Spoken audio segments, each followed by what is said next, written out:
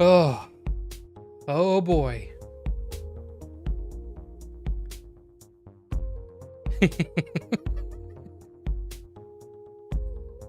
Hey, it's Order 42 time. What is going on?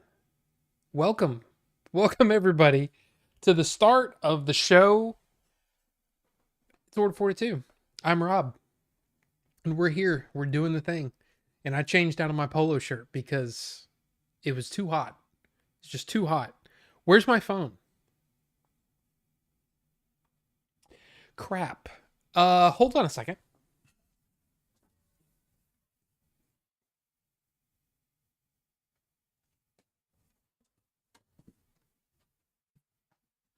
That's how you start the show. Billy, is Billy here? Or did you just say LOL Billy? Yeah, you know nobody. I don't think anybody here has my number. I mean, I do pretty much everything on Discord anyway lately. But welcome. We've got Ninjinzu games here coming in hot. And then we got Ricky in here. We got Rufus the Red in here. I mean, come on. Oh the little clip at the intro. Yeah, exactly. Yes, I forgot. It's just how I start the show. It's become a thing. I just always start the show that way. I don't know what to say. And Carbonite is here as well. Thank you for being here. Welcome everybody. Welcome. Um yeah, before we get into the things, I do want to mention that do I have my intro music anywhere to download? No. But that doesn't mean that I couldn't. I couldn't put it somewhere. I mean, I have to like get it.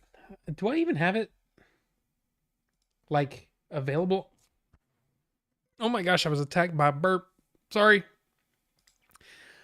Do I have it anywhere on my computer currently?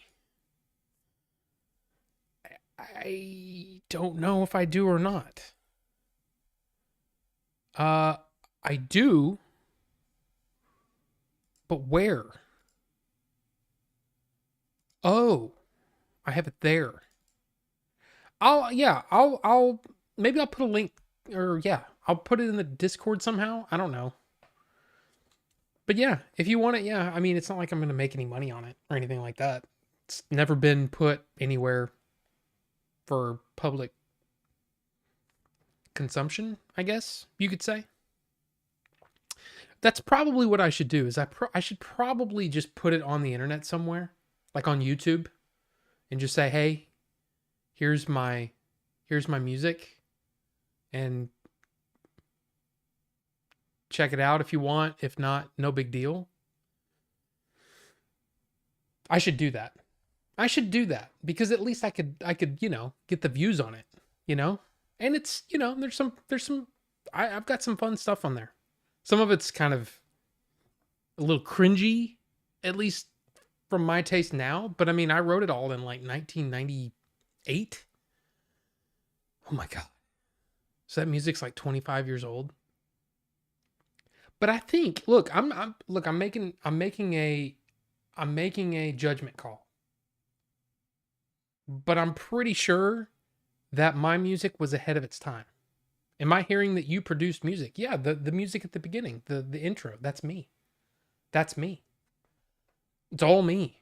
I did all of the recording, the mastering, I guess you could say.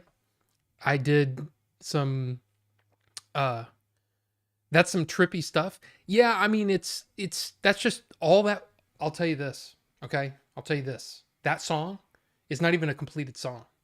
All that is one four measure loop. And all I did was turn on stuff and turn off stuff, you know? But I've got some actual completed songs. And again, like I said, 1998, some of them are better than others. I have I almost said uncompleted. That's I have a song in my head that I've never recorded. And now since my keyboard is dead,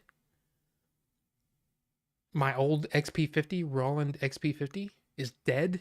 I can't write any music on that anymore. So I don't know. I guess it was about a year ago or something like that. More, maybe. I got a USB keyboard so I could start learning how to, record on my Mac. Because, I mean, it makes sense, right? And I haven't done anything with it because I've been so busy with everything else. So, reminded me a little of Tipper. I'm not sure who Tipper is. Get an MPK? And you like making music too? Look, here's the thing. I think if you have I've said this before, but if you have a YouTube channel, if you have a Twitch channel, if you have music on SoundCloud or whatever, put it in your own content on the Discord, because I would love to listen to it. I would love to support it. It's what I try to do with everybody that comes in here, because that's what the Game Chasers did for me. And I mean, look, I'm not anywhere close to as big as the Game Chasers, but hey, if we can support each other, then we can hopefully all grow a little bit and all get better. And I don't know. What's up, fellas? Just saw 65 Rob Rivera. Welcome. Did you like it? Because I heard it was kind of wasn't great, but I heard there's some people that said no, it was a good time, but like a lot of the reviewers didn't like it. I need to become active on Discord, Rufus. I mean, I'm not trying to push you, but it's fun. I enjoy it because I just enjoy getting on there and saying, holy crap, everybody's been posting stuff. And like Wraith and Carbonite and Ricky, almost like there's too many R's in there. But anyway, Wraith and Ricky and Carbonite have posted things that I'm like, dude, you guys got to see this, and I've talked about it on the stream. I love that stuff. So you have your own Discord. You never check. Oh, well, all I'm saying is I think it's fun, and I like posting stuff, and then I'll post pictures of stuff I get, because it's March, which means it's my birthday month. I've had stuff that I've ordered and has come in, Rufus, Wraith, Ricky, Rob. I know, so many R's. Too many R's. Actually, it's not too many. There's always room for more. There's always room for more. But so yeah, before we get too far into it, a Pisces. No, I'm an Aries, which means I'm a ram, apparently. Headstrong, I think, is kind of how people look at Aries. Some people say that they're natural leaders. Maybe. I just kind of look at it as I'm me, and I don't believe in astrology. Oh, you ram, all right. Well, I mean, Aries the ram, Not Aries as in Mars, because there's Aries and Mars. I can't remember which one's Roman, which one's Greek, but Aries, the god of war. Yeah, that's not me. I'm definitely a, make love, not war kind of guy, I mean, not super hippie, but you get what I'm saying. But yeah, I mean, some of it's like, oh, okay, there you go. Mars is Roman, Aries Greek. Okay, see, I always flip them and all that. Jax Editor, welcome. Good to see you. Good to see you. But look, you guys feel free to vote if you want. Basically, I've got some coils ready for a rewick and to fill up the tank, So we've got on the list cinnamon bun. Now I did cheat a little bit, okay? And I tasted this because remember the last one, it tasted like Play-Doh. I was worried that this one was going to taste like Play-Doh, and I'm like, dude, if it tastes like Play-Doh, I'm not even putting it in the thing to vote. And I tasted it, and it's kind of awesome. So, I mean, it tastes off the knuckle. It tastes awesome. Doesn't mean it's going to be good when you vape it. But then we've got grapple berry. I would say grapple, right? Grape and apple together. Grape, apple, and berry. That just sounds good. I've never had this. I haven't had any of these before, by the way. These are all brand new. Then, this one was on there last time. Raspberry cake batter. Now, this baked, BAKD, is look, everything I've tried from baked has been good. There was banana cream beauty. There was some kind of strawberry one that one was okay. Wasn't a big fan. But then pistachio delight. Dude, pistachio delight was awesome. So I kind of want to try this one. I mean, at some point. I mean, if you guys don't pick it, I'll put it in something at some point. But yeah, I mean, whatever you guys want. And right now we've got cinnamon bun leading the way at 50%, grapelberry at 33%, and raspberry cake batter at 17%. Hey, and Cosmo, welcome. Good to see you, sir. But look, it's hey, it's whatever you guys pick. I'm good with whatever. I mean, I bought them all, so obviously I want to try them all, right? But yeah, yeah. Forget you. We'll be raspberry then. Hey, I'm kind of up for the buns, because you know me. I mean, if there's one thing that can be said about Order 42, it's I love buns. I love gooey buns. I should stop now. It's still kind of early in the day, isn't it? I mean, to start glazed buns, yeah. Yeah, the glazed buns tasted like freaking Play-Doh. Is that still over there? It's got to be in the bucket of shame over here. All the liquids that are either bad or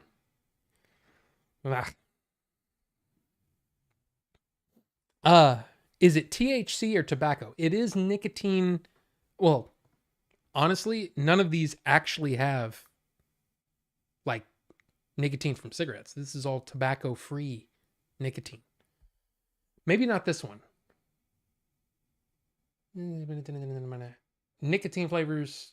Yeah, okay. So this one has full-fledged tobacco-derived nicotine. This one and this one both have tobacco-free nicotine.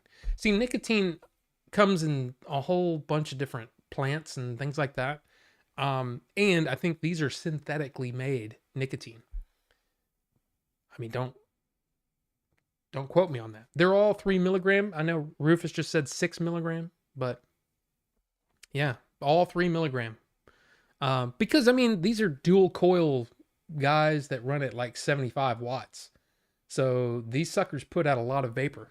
You can see when I wicked, got a little what do you call it? Lint, cotton lint on the top there. It just always happens. It's part of the deal. I thought you were talking food. Yeah. Nah. I need to go back. I'm a little okay. Love mythology. Make love, not Warcraft. I mean, I'm not gonna say anything about Warcraft. I mean, I think Warcraft was kind of cool when I played it. But then I started playing StarCraft and never touched Warcraft again. But yeah. Taste the buns. I'm vaping Captain Crunk. I mean, that sounds interesting. What is that? What kind of flavor is that?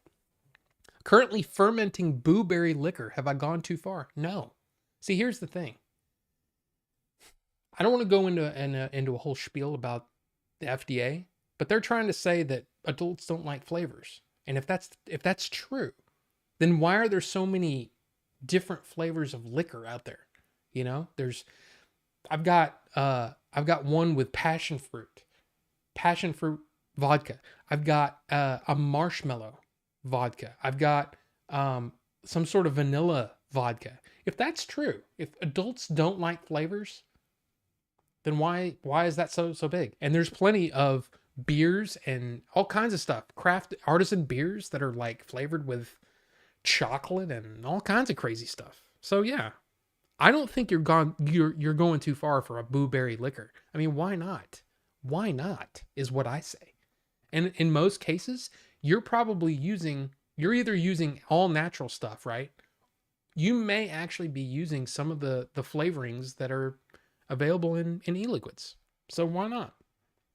I may need to go up to 5 milligram since the 3 doesn't do anything for me. Okay. What's the yellow Tolkien book? That is the crown jewel. Not even really the crown jewel, but this is the one. This is the Hobbit that I've been looking for a long, long, long time. So when I first read The Hobbit in 7th grade, it was in a school version not unlike this. It's basically the white whale. See, these are hard to find. Turtleback, they call turtleback or permabound. This is what the permabound. These are hard to come by because most of these were only sold to schools. Or libraries. So you typically did not have a hardcover paperback book. But I really like these, and I've got many of them. I've got many different ones, but this is the one that's closest to the one that I read for the first time, which got me on into Tolkien. So that's why it stays here as sort of a. I mean, it should be seen, because if anybody asks, then I can tell them, yeah, that's basically like the first Tolkien book I ever read. So, and it's the same format and everything, which I like. Let's see what else. What else we got here?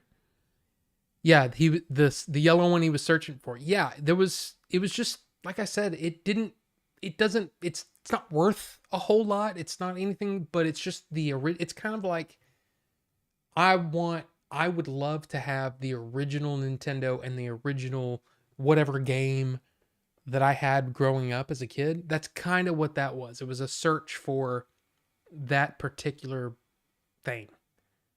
And it's awesome. Adults love flavors. Who's spreading rumors? I'll punch them. Well, that's part of the thing, is like, oh, well, the kids might vape if it's flavored like, candy or whatever. I'm like, newsflash.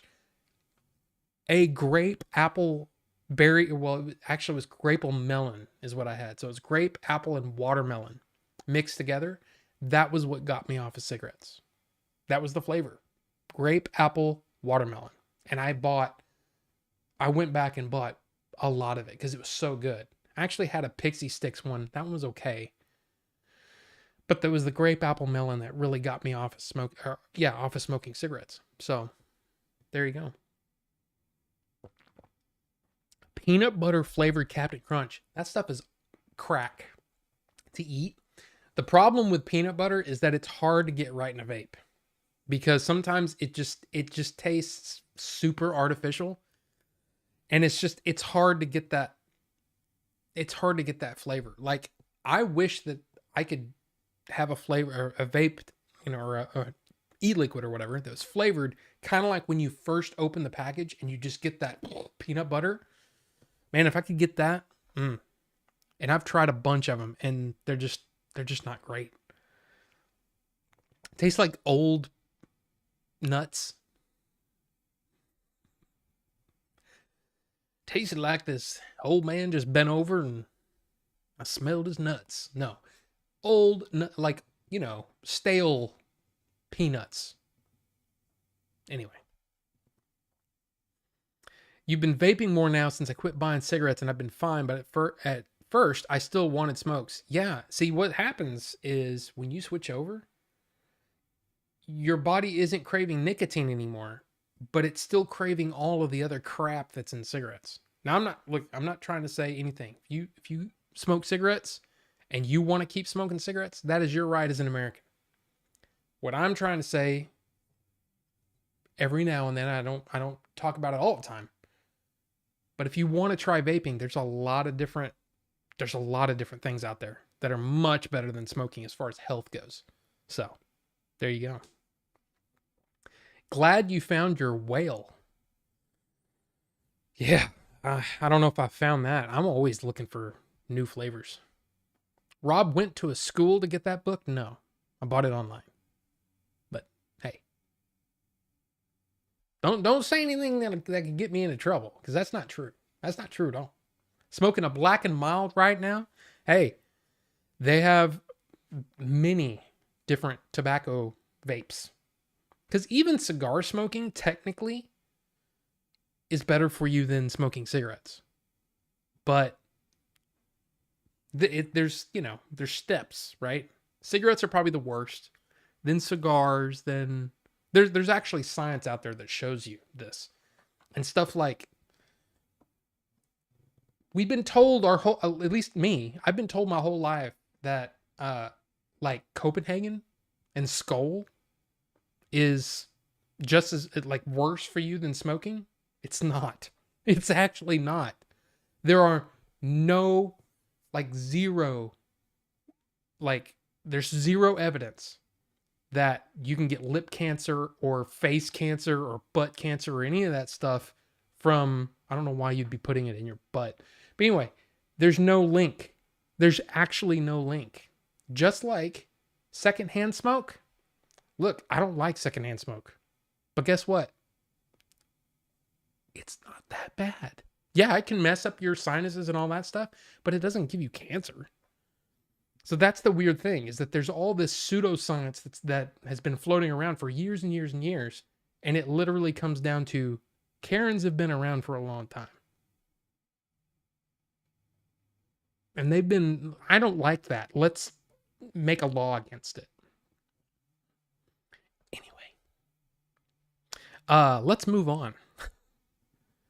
Oh geez, those smell. I just wrapped a bunch of blueberry in cheesecloth and left that in a gallon of 150-degree water, added sugar to raise the eventual alcohol content, and added wine yeast. That's really interesting. So you really went like for real. Like you tried to get it. Wow. Okay. Rob's search for that book was Adventures in Game Chasing, but with a book instead. The movie is based off Rob's search. I mean, kind of. Grape, apple, watermelon. Yeah, it was good. But see, here's the weird thing is that for me, it doesn't matter how much I like a liquid. If I vape like 2 bottles of it, I'm done for a while. I need to step away from it. So that's why a lot of these different liquids, I go through liquids, like different ones, because I'm always like, I gotta get a different flavor. Like this one is still the donut, the regular donut flavor, which is amazing. But I'm ready for something new, you know? So, yeah. Yeah. Strawberry guava, and it tastes so synthetic, it's gross. See, guava is one of those where guava can completely take over a liquid. And some watermelon, like for me, there's one that is like a super high rated flavor and all that stuff. Like a lot of people love it. But when I vape it, it actually hurts to vape. It's throaty, as Grim Green would say. But yeah, used to vape the King banana, peanut butter, and bacon. Bacon in a vape? I've always wondered, like, do they make like, I don't know, like, what do you like? I don't know. What's the thing I was thinking? Like pad thai. Pad thai vape, or because I've heard they did like a ravioli vape, and a bunch of people tried it on a live show, and one of them was like I got to throw away this tank. There's no way this is coming out of that tank. Like some flavors will just stick in a tank, and it sucks. Like this one still kind of smells like the last flavor that was in it, which is I think. Oh, it was that it was one that won a couple, like I'd say like a month ago. Yeah, I vaped the crap out of it. It was great. The grape one, Excision or something like that. Yeah, it's gone. So I'm ready for something new. But yeah. Peanut butter is like banana or grape. The synthetic version should be considered a flavor of its own at this point. Well, that one that I had, it was peanut butter and banana. It was supposed to be like peanut butter and banana like sandwich. And it's really good. But it's like, okay, I'm done with that bottle. I don't need it for a while.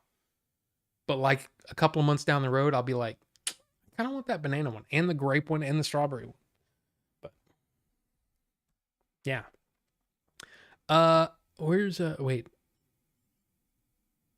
it does this thing where it goes, and then I lose where I was.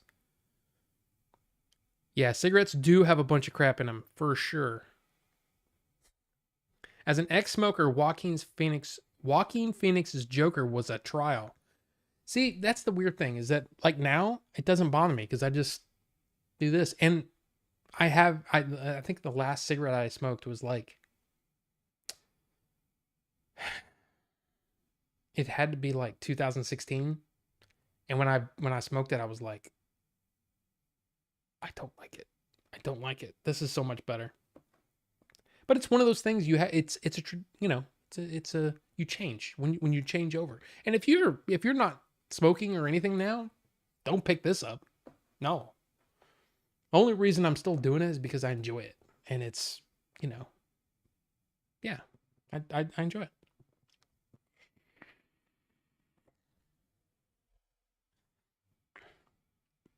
Well, okay, so when I was helping Jay and them put up the arcades, Dodongo, Tim, me, and like one or two others were all smoking. A lot of secondhand going around, but no one died. I mean, it is it's not like you smoke a cigarette and then you keel over. But it is a thing over time. Yeah, it can be bad.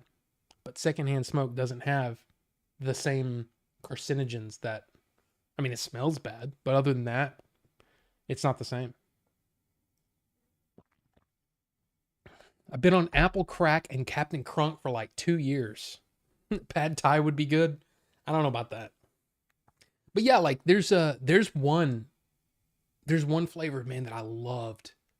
And somebody on one of the live shows that I used to watch, I don't watch anymore. He got a bottle of it and it had like a gnat in it, or like, a fruit fly, and it grossed me out so bad that I can't order from them anymore. But they made some killer stuff. One of them, one of my favorite ones, the Apple Jacks flavor was awesome. And then they had a cinnamon toast crunch that was, holy crap, like really good. I might have to look up this Captain Crunk and Apple Crack and see what those are.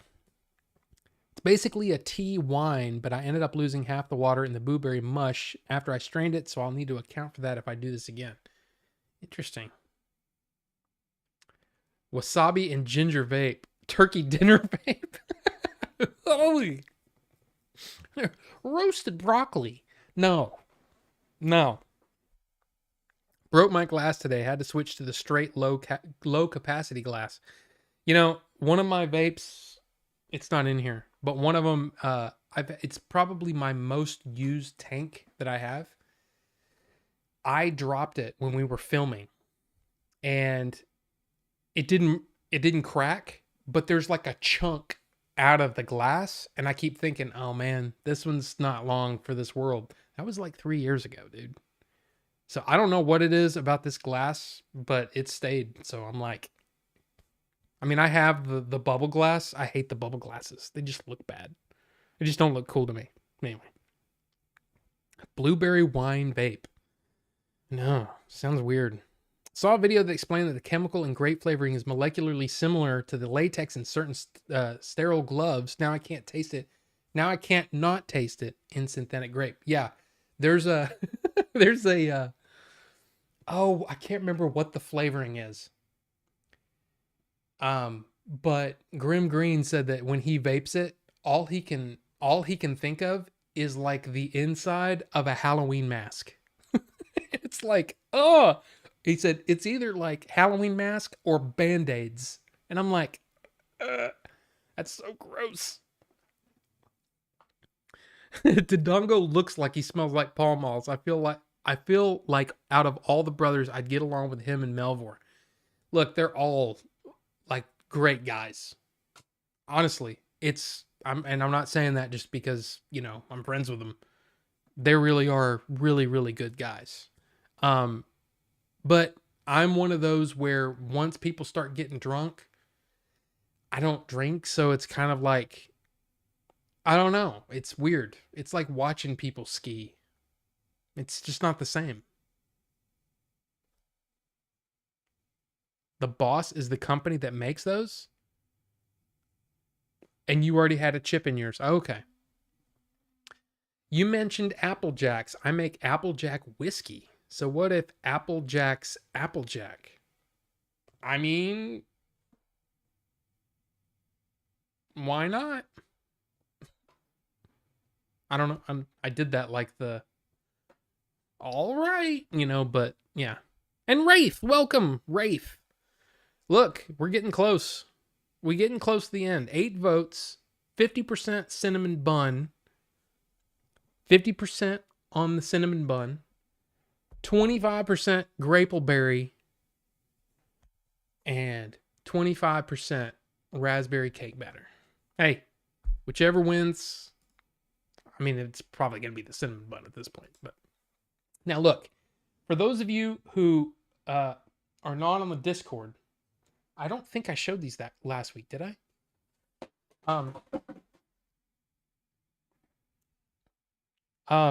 I did get a couple. I think I showed this one last week, didn't I? So Dune, the Arrow limited edition, which comes with a bunch of stuff, comes with the steelbook, which is very cool, very nice. This is part of my birthday stuff celebration of Doom. So there you go. Where's what's on all the stuff, which is cool. Then I got. I can pick up that movie later. Oh, it's in the trash can. Great. Then I also got this, the Arrow Battle Royale box set. This is out of print, and I got this brand new off of eBay, and I had to pay about $25 more than the thing was when it came out. So it's about $100. But I've never seen Battle Royale. So, and there's a ton. Oh, damn it. Damn it. There is a ton of stuff on it. A ton. So I'm gonna watch this. Now, what came in the other day as part of the celebration of Rob's birthday, which, I mean, hey, whatever. Cinema Paradiso, another Arrow movie. I got this one from somewhere in Europe. Or it might be Canada. No, I got this one from Canada. But this is a 4K version of this movie, and I have never seen it. I hope it's good. I hope it's good. Not Gary is here. Welcome. Good to see you. Jack Applejack. Yes. Yes. And speaking of, I talk about this a lot, where I talk about what I'm reading. I went ahead and did it. It was on sale at Blackwell's in the UK. So it's blackwells.co.uk. Hashtag not sponsored.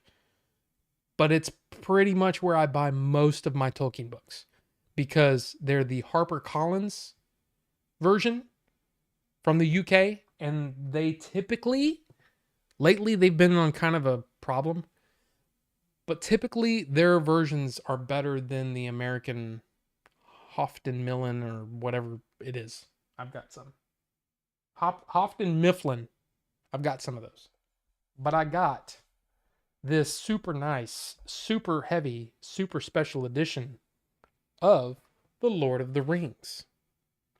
And this is an older set, an older book, but I think it's super cool. I really like this clear, what is it, Mylar? I don't even know this. It's almost like plastic, but yeah, illustrated by Alan Lee. Now, this thing is freaking heavy. I want more sets like this. I don't like papery, like dust covers. I would rather have a really nice hardcover printed case like the or hardback like this. Now this one's, again, I mean, it's got the map on the inside, of course. Then you've got here a fold out, a centerfold. It's not in the center, and it's not a naked lady. But let me see if I can do this without ripping it. Okay, this is going to be difficult. How am I going to do this? I guess I like that. There you go. Dragon Alan Lee. Alan Lee is like by far my favorite artist for anything Tolkien. But I mean, you can't go wrong with John Howe. You can't go wrong with Ted Nasmith, and all of them have done all kinds of stuff over the years. But I have been reading. This is I think that's Lothlorien. It's beautiful, and I love the text just looks great. Everything about this version is really nice. Let me see if I can find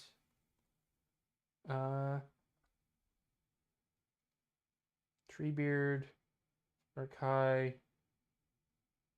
I don't remember. I was trying to find my favorite picture. Oh, that's what's on the cover.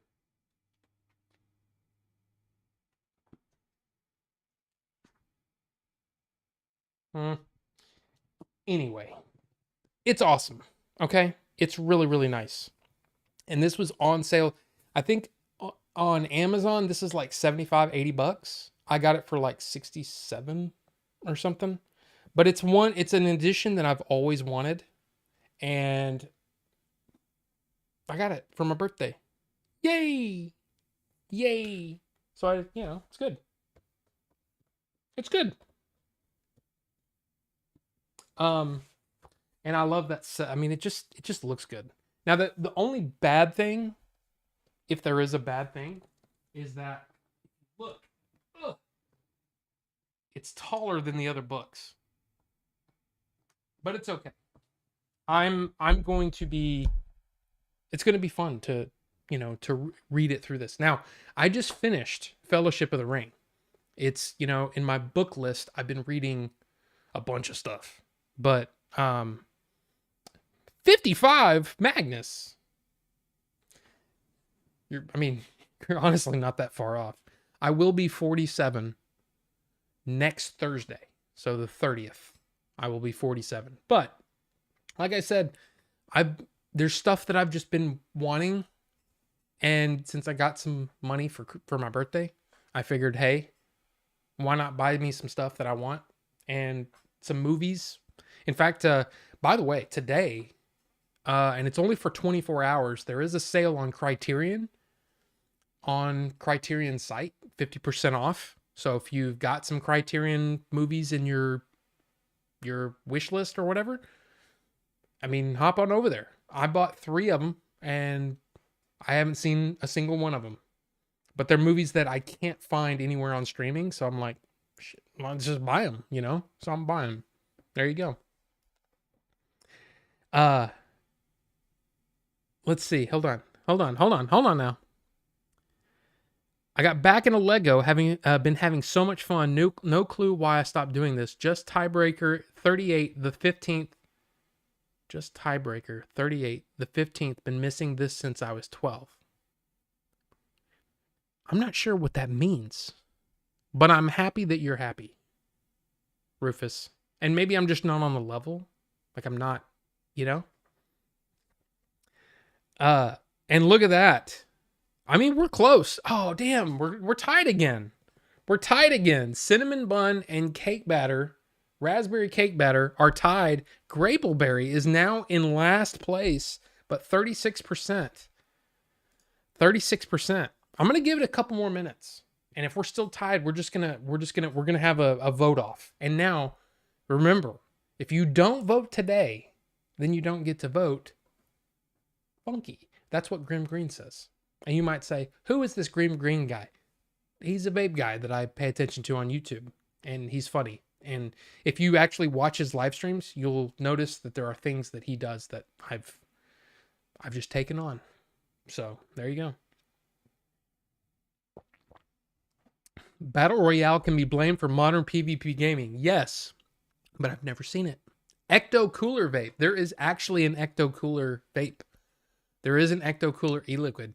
I've never tried it though. I've never tried it.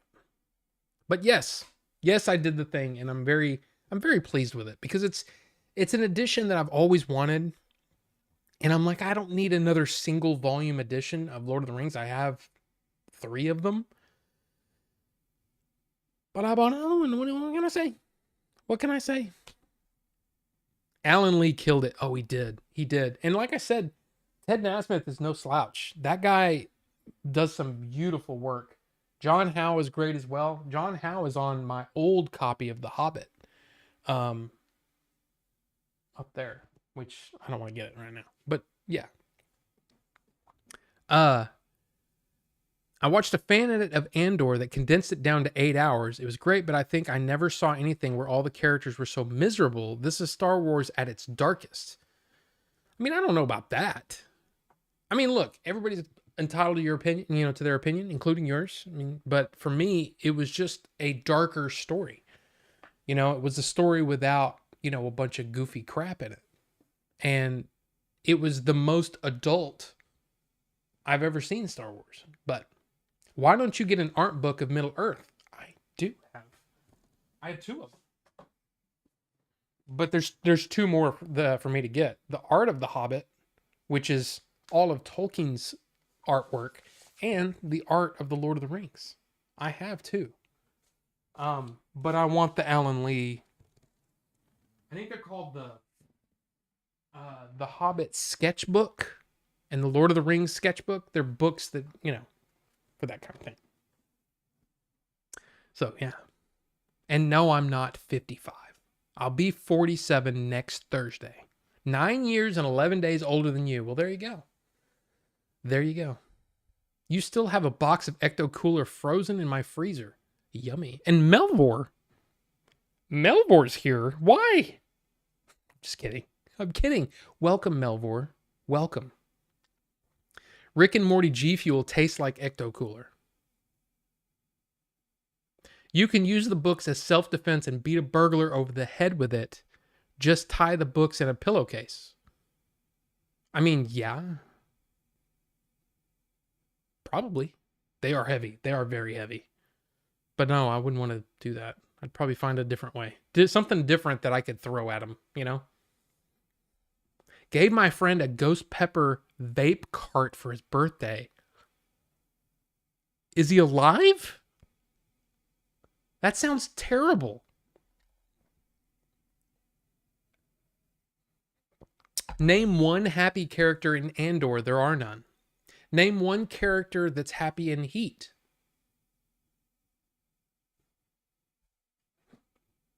I rest my case. He hit it once at my behest.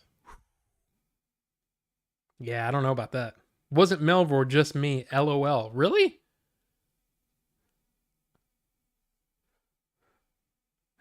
But yeah, I know that Melvor doesn't like Solo. Had to sign into all my alt account to vote again. Oh, okay. Well, you know what? Because you did that, let's just call it. We're gonna call it as Cinnamon Bun as the winner with 42% of the vote. Hey, Cinnamon Bun takes the win. Why not? They seemed happy to me. I don't show emotion, but I am happy. But there you go. Oh, 41%. Okay.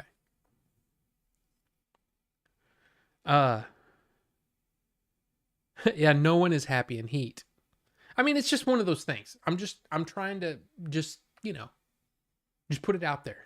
Now, to me, Andor, there are some moments that I felt like, why is this taking so long to get to places? And then it all made sense. Like to me, there wasn't a wasted scene in Andor. But you can still hear him screaming.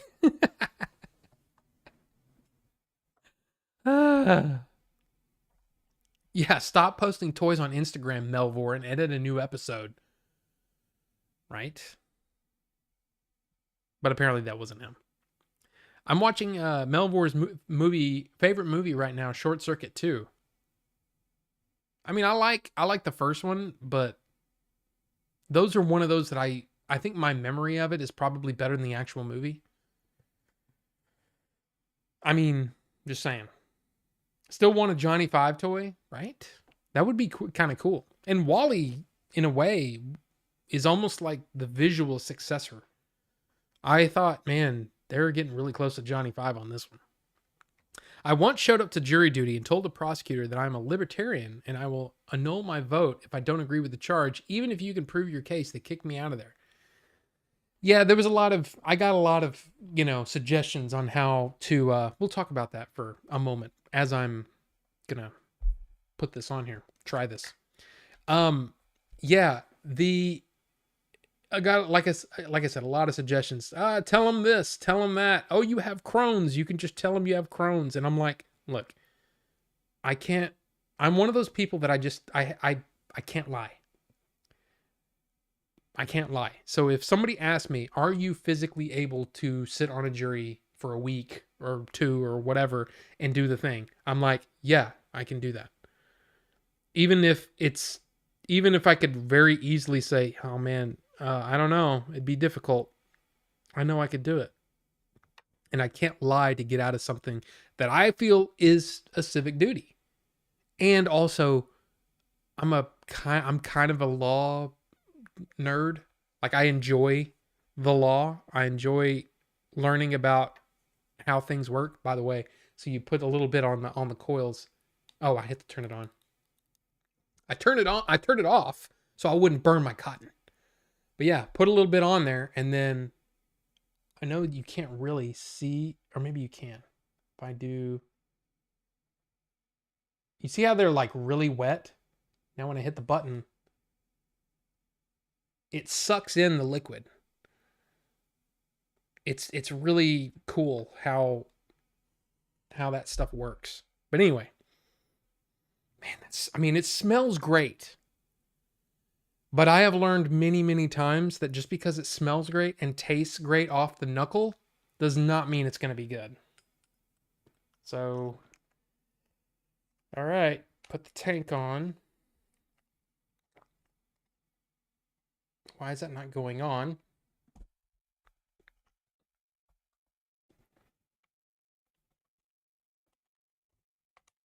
Why is it not catching? There it goes. There it goes. Okay. Okay.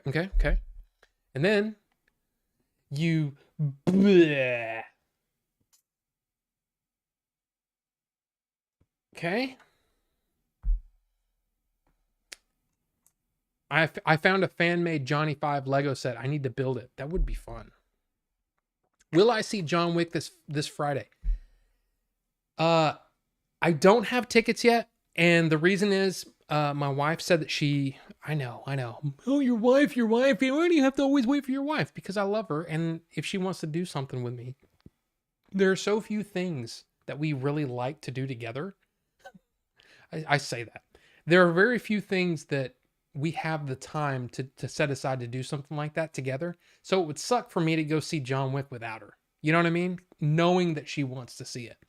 She can't do it Thursday, but she's going to have some time next week. We are going to watch it next week. So, happy wife, happy life. There you go. There you go. But yes, I'm very excited for John Wick 4. And we're going to talk a little bit about like how things are going for John Wick 4 here in a little bit.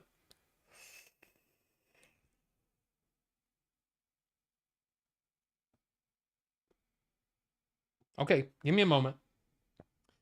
I put a little too much liquid on there, so it's a little too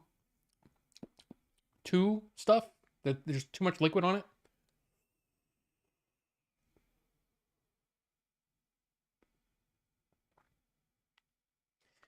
There's a weird, almost alcohol-y kind of flavor. I'm not sure if that's. I'm not sure if that's part of the. Because I clean these. You clean your tank. You clean them out, right, with like soap and water. That's it.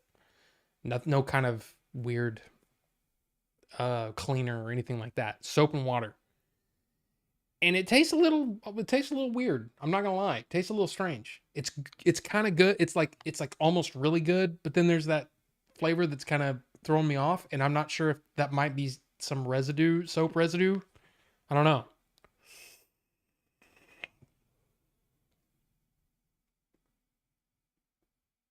It's there. That it's almost an alcohol-y kind of flavor. Let me see if I can taste it off the.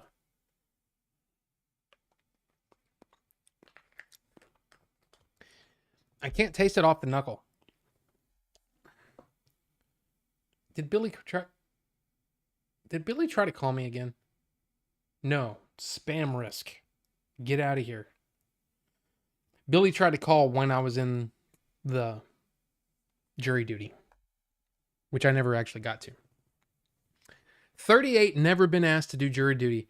I've only been once, and I got put on a jury, and I was the foreman, and it was declared mistrial. But uh, I'll watch John Wick 4 when it comes out on Blu-ray. I feel comfortable lying to the city of New York. They lie to me all the time. Yeah, but it's, to me, the way that I look at it, and I know that this is, everybody's going to have a different opinion on this, but for me, jury duty, it's not your duty to the state or the county or whatever. To me, it's the duty to the person that's on trial. And if I was on trial, I would want a juror to take it seriously. And so I try to take it seriously. But I ended up being 52nd out of 70 something people. And I didn't get picked. But it's also because I have a family member that was a police officer. So, yeah. Typically, they don't like picking for that. But it just so happens the last trial that I was on was a police officer that was, or an ex-police officer that was on trial. So they actually wanted people that had police officer connections, I guess. But I'll be honest with you, I kind of wanted to be on this jury, even though, dude, my back was hurting. We didn't eat. They didn't give us, we didn't have any water or anything to drink for like 4 hours. And I'm somebody who's drinking all the time because I get dehydrated real easy because of my Crohn's and the no colon thing. So I was like, wow, I'm still dehydrated. So I need to drink some. But I still was like, I want to be on this jury because it was a murder trial. So, yeah. I don't know why everyone seems to hate jury duty that much. I'd absolutely love to use it as an excuse to get out of my job for a couple of days. Well, I think some people look at it as, it's just a waste of time. Like today felt like a waste because I literally spent 7 hours up there, literally just sitting there and waiting for them to tell me I could go home. So I get that. But I feel like it's my duty, as a person of sound mind and interest. I feel like it's a duty of mine to take it seriously. And I did. And I answered their questions. They asked me a couple of questions. I tried to answer them to the best of my ability, not lying. And they didn't actually ask me. I put Crohn's on there, but they never asked me about it. But they did. Were like, you say you were part of a jury before? Yeah.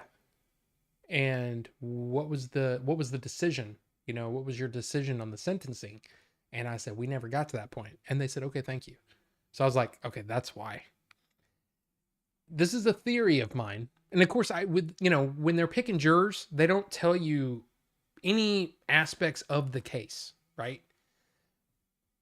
What I got from this was that the prosecution had a solid case on this person. So it wasn't a case of a case. It wasn't like for the defense, they weren't looking to see if they could get a not guilty verdict.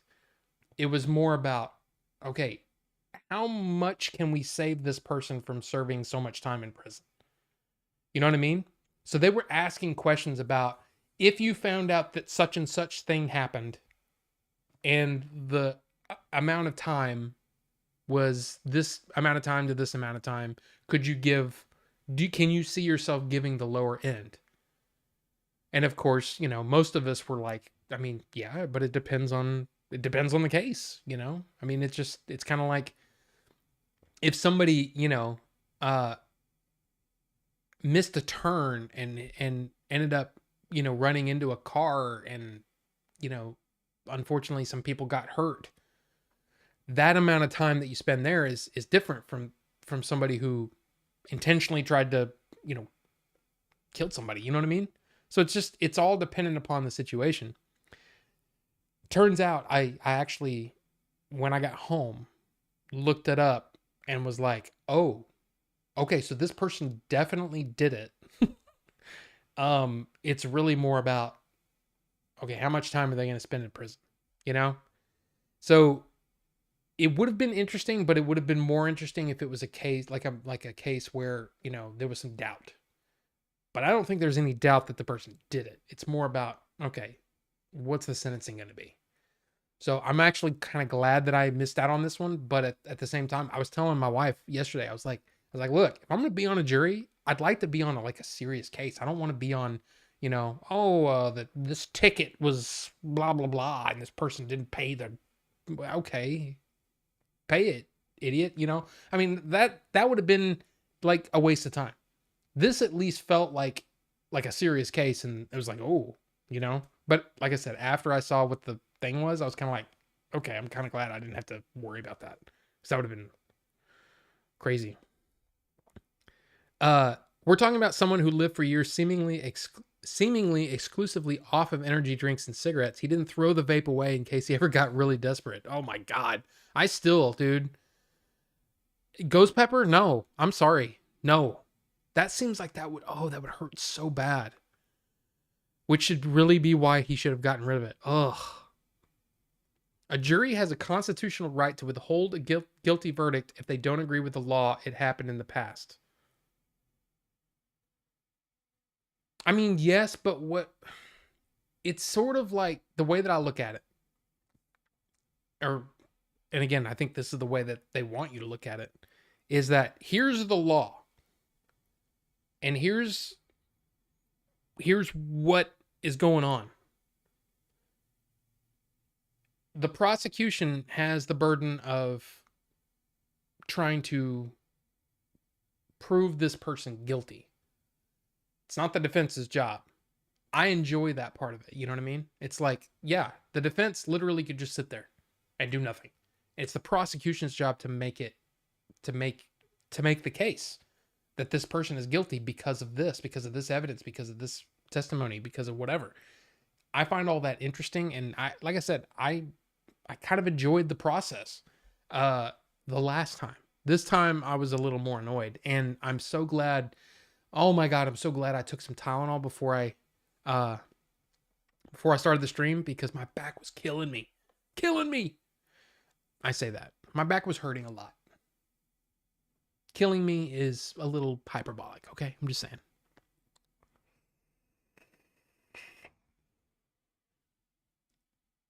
Okay, the alcohol smell or taste is a little gone. It's not all the way gone.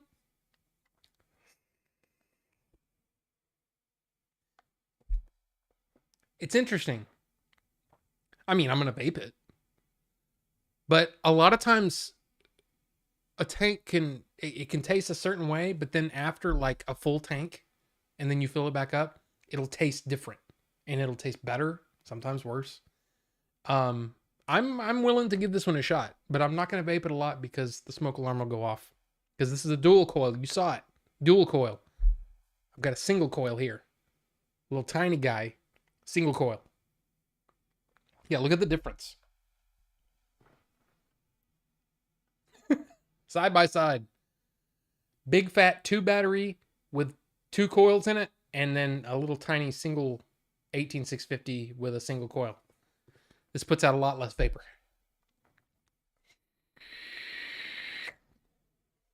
There's a page I follow on Facebook that's a full-size replica of Johnny 5, and they sell made-to-order 11-inch or 12-inch ones. They're like $400 or $500, but I want one. Oops. Let me see. Johnny 5 replica.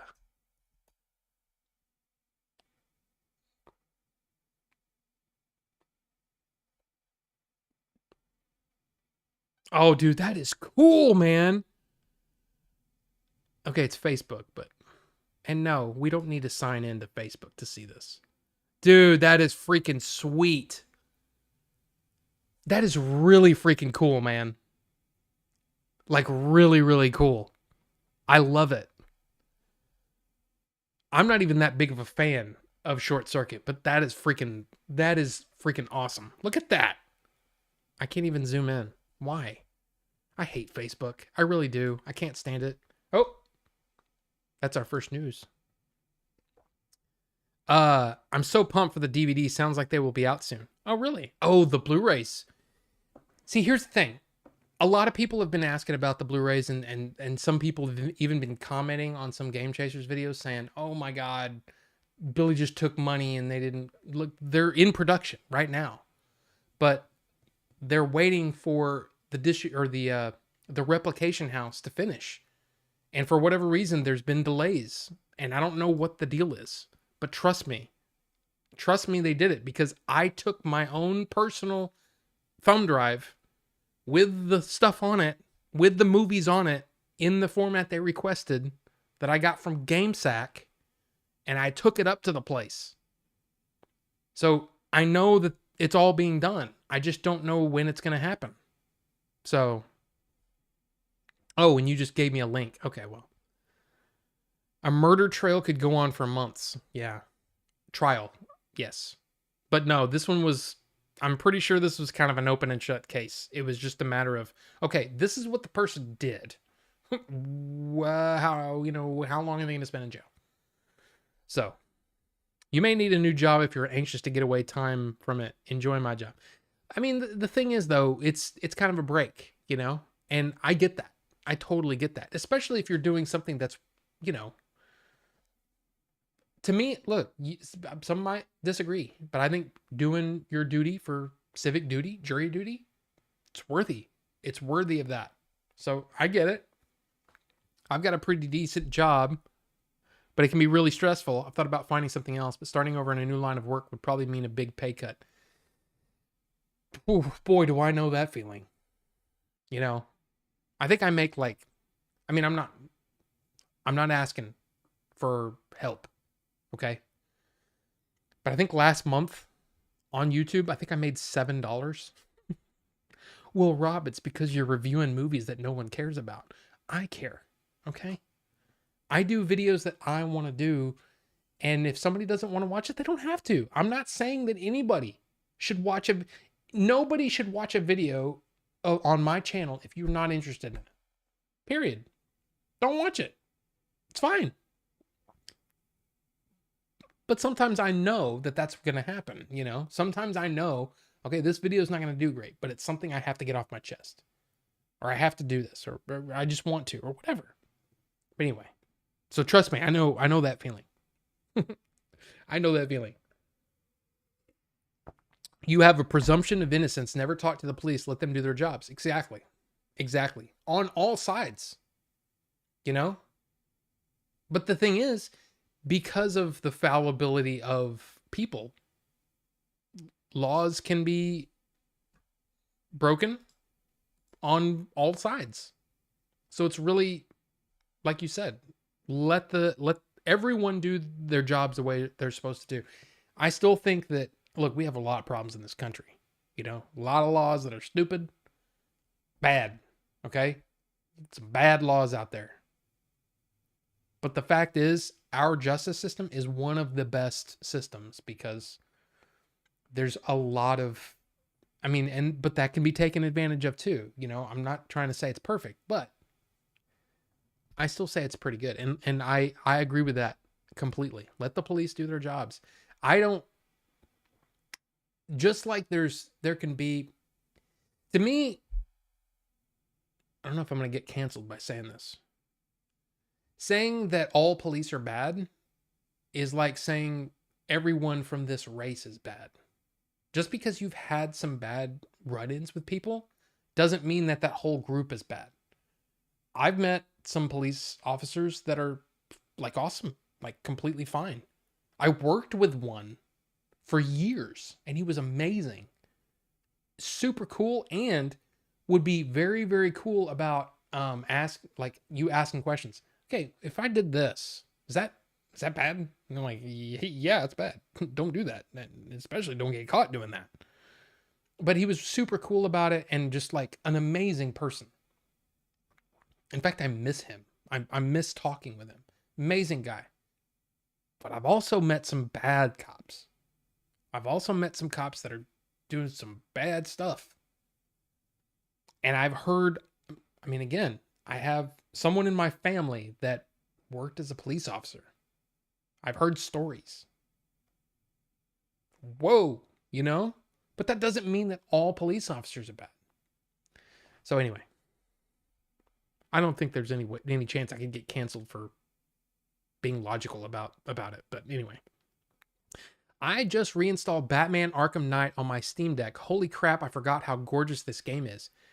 I really enjoyed those games. Arkham City, Arkham Knight. Yeah, really, really good. I just installed Wraith. You'll be happy to hear. What is it? Shadow of Mordor? I've got that I've got it installed. I haven't played it yet because I haven't had time. But I installed it. I'm like, I'm gonna play that next. I want to give this game a shot. So hopefully it's good. That's because your juice has been steeped.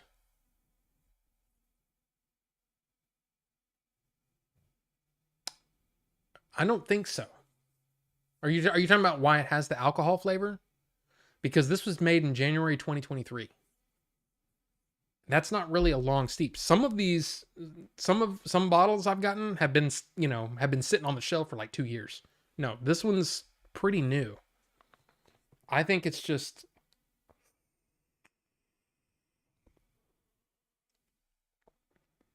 it's kind of good.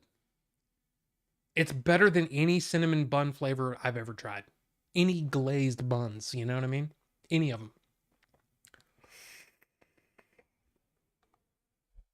Yeah, that Johnny 5 was awesome.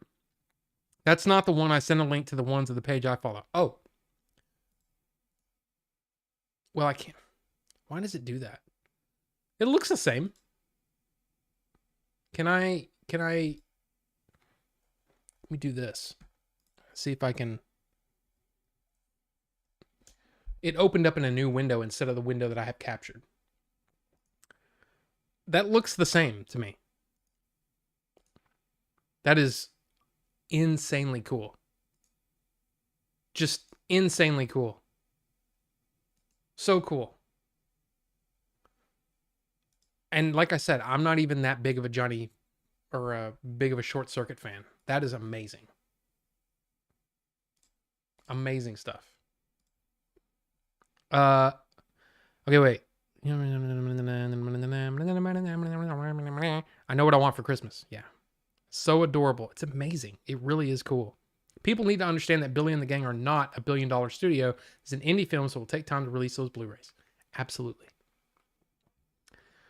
Commented because I'm excited, not bummed or worried. And no, I'm not saying that. I'm not saying that you were. I was just saying that there's a lot of people that are kind of, Oscar, welcome. I didn't see you. I've been behind, as I'm wont to do because I'm crazy. But yes, I just donoed and it didn't go through. Again, please, if you want to, great. But I'm not asking. I hope you understand that. I'm not asking.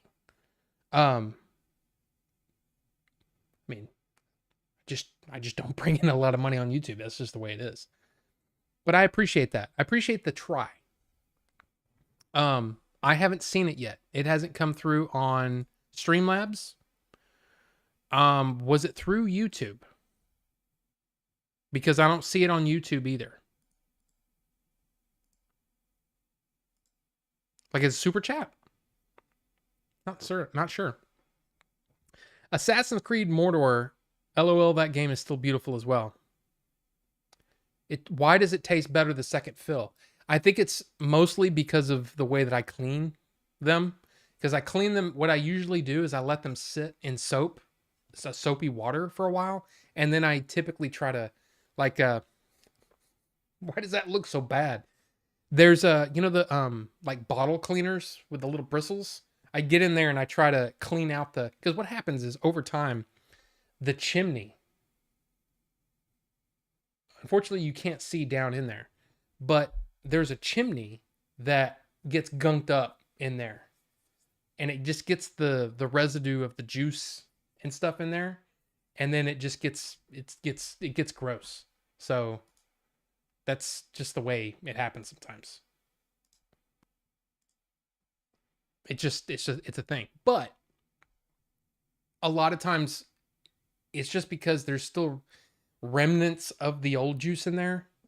And so usually a tank through will get the coils to get rid of that other one, you know, to get rid of that other flavor. And then now you've got a pure flavor, and typically it's better. Yeah, it was super chat. Rufus. And it's me in Star Wars. Thank you for that. I really appreciate that. But again, just you hanging out means a lot to me. Like, I figure the way that I look at it, okay, is if we can build a good community of people, in which I think we are doing that. We have been doing that.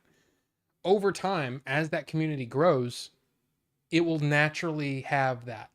But I don't expect anybody to drop money here. I don't. So it would be weird for me to ask. That's why I don't like the idea of doing like the subs. I don't like the idea of I felt weird doing the subs over on Twitch. I don't like the idea of doing like Patreon and stuff like that. It's just, I'm not at that point. Now, if I got to a certain point where it was like, yeah, there's going to be, a good 3 to 5% that might decide to sub or whatever, that's great. That's fine. But I just don't need it. I have trouble with that because my wife does well. Okay. So I'm okay. All right.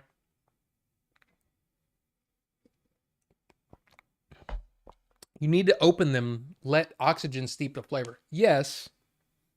But most of the time with these are pre-steeped, store-made liquids. Now, some of them will get better with age. Absolutely. But just opening it will do that, once. So it might actually be that just in the couple of days that it takes you to go through a tank or however long, it can start to get better. I don't know. All I know is sometimes I've seen it happen like that, where it's like, oh man, the second tank was so much better than the first tank. But anyway, Johnny 5 for Retropalooza, absolutely. And yeah, it would be cool to have one of those Johnny 5s. But again, that's another thing that I'm like, dude, that's so cool. I'll never buy it though. I can't justify the cost. I would rather buy one of those freaking Herman Miller Aerons, like what Leon has. I told him about that, and he said, yeah, it's like the best thing I ever bought. I want one of those so bad, and they're like $500. But I can sit, I used to work at a company that had those. They are the best chairs, period. I've never sat in a more comfortable chair. I could sit 8 hours a day. No back problems, it's super comfortable. I love the fact that it breathes. Because there's, especially in the summertime, in this room, holy crap, it gets hot. Dude, I would love to have an Aeron. So yeah, I've actually been thinking about saving up some money and buying one. From my own money. I get like an allowance. It's part of the reason why April and I have done really, really well.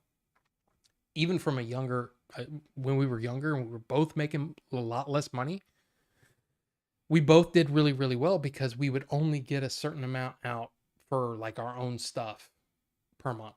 Of course, groceries, gas, things like that, those come out of the main account, but we also got an account of our own and say, hey, you want to go buy a book? You want to go buy a movie or whatever? It comes out of your little allowance.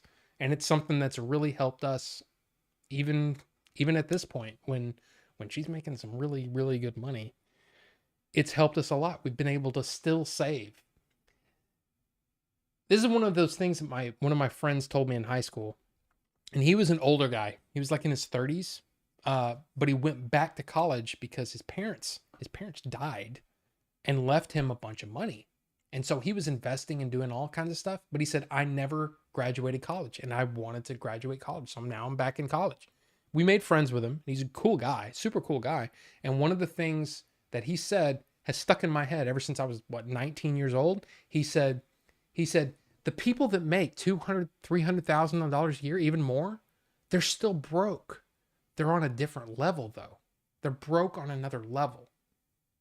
So because they've purchased all of this stuff, they're still maxing out credit cards. They're still doing that, but they've got a lot more stuff and they make more money so that they're still broke on another level. And he said, always try to live within your means. And it's one of those things that's just, it's stuck in my head all this time. And guess what? We haven't been broke in a very, very long time because we've always lived within our means. We haven't ever said, you know what, let's just buy all the things. We just don't do that. We'll put some money aside in our bank account for whatever. And then over time, it'll just rack up.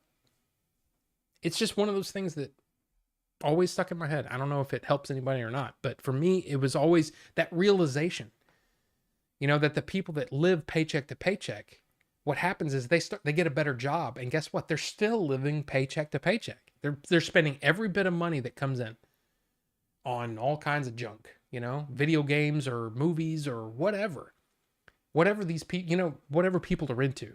Sometimes they're drinking it all. Cause I don't know if you've seen bar tabs, on Friday nights, when people get their paychecks, but those bar tabs are nuts. I saw one of my friends drop it was like $450 on one night out. And I'm like, that is why I don't like to drink. It's not worth it. The feeling that I get, yeah, we're having a good time. We're all partying, but holy crap, man. And he was broke. But anyway. Oh, sorry, Oscar. Hope you had fun for the 3 seconds that you were here. But that's fine, dude. So, I mean, see, I like that. I like the fact that somebody can just come in and pop in for a minute. That's the stuff that I love that. I love that. But thank you again, Rufus, for that super chat. It's very much appreciated. I don't want to minimize that, but I also I don't think that I should condone it. If that makes any sense. I hope that makes sense. Stop feeling bad and add memberships. We want custom Rob emojis. You know what? That is something that I kind of want to bring back, the blown away and the, you know what I mean? All the do the thing. Yeah, I need to do that. May have to switch to vape. Cigs are taking its toll and I'm only 40. You know what? Oscar, I don't know if you're still here, but I mean, our own government won't say it, but 95% safer, man. 95% safer than smoking. And over a period of time, there's, I can say this. I don't care. My doctor asked me if I'm smoke free, and I say yes. And my lungs are perfect. And that was after a very short time. A very, very short time of not smoking. My lungs repaired themselves. I mean, you get to a certain point and they don't, right? But dude, vaping is so much better than smoking, health-wise. I will never say that they're completely safe, because nothing in this world is safe, really. But man, yeah, I can tell the difference. I have also been vaping almost 10 years, but I dual used is what they call it in the government. Like, oh, if you smoke and you vape, it's worse than smoking. No, it's not. You're smoking fewer cigarettes. How can that be bad? That's dumb. It's complete illogical thought processes. It's people that don't understand. But how many times have has somebody in our government, introduced a law that they didn't understand? But anyway, Murdoch 86, welcome. Sorry, we're just been talking all kinds of stuff. And I still didn't finish my book stuff. But anyway.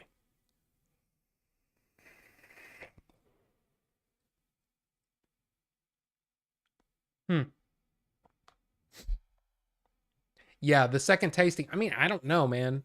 Maybe it's just on my head. I don't know. My friend said they didn't have any at that surplus store.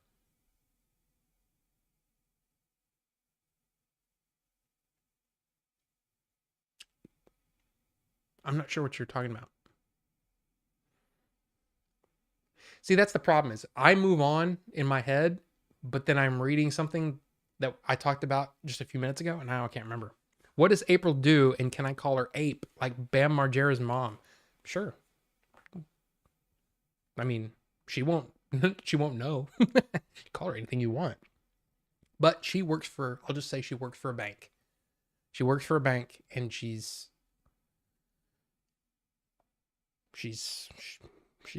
up there. She's up there. I'm not sure how far up there, but she's up there. And it's nice. I feel called out, not paycheck to paycheck, but I'm worried about taxes. Yeah, and it's just one of those things. I'm just trying to say that it's kind of like dieting in a way, if you think about it. Dieting is one of those things that, a lot of people that, what do you call them? Dietitians, not even dietitians, just even people on the internet. They'll say dieting is not what you should do. You have to learn to change your behavior. And just because you've always done something a certain way doesn't mean that that's always the way you should do it. Like you shouldn't stop eating when you're full. You should stop eating before you're full, because it takes time for that message to get to your brain. So you eat a certain amount and then you stop.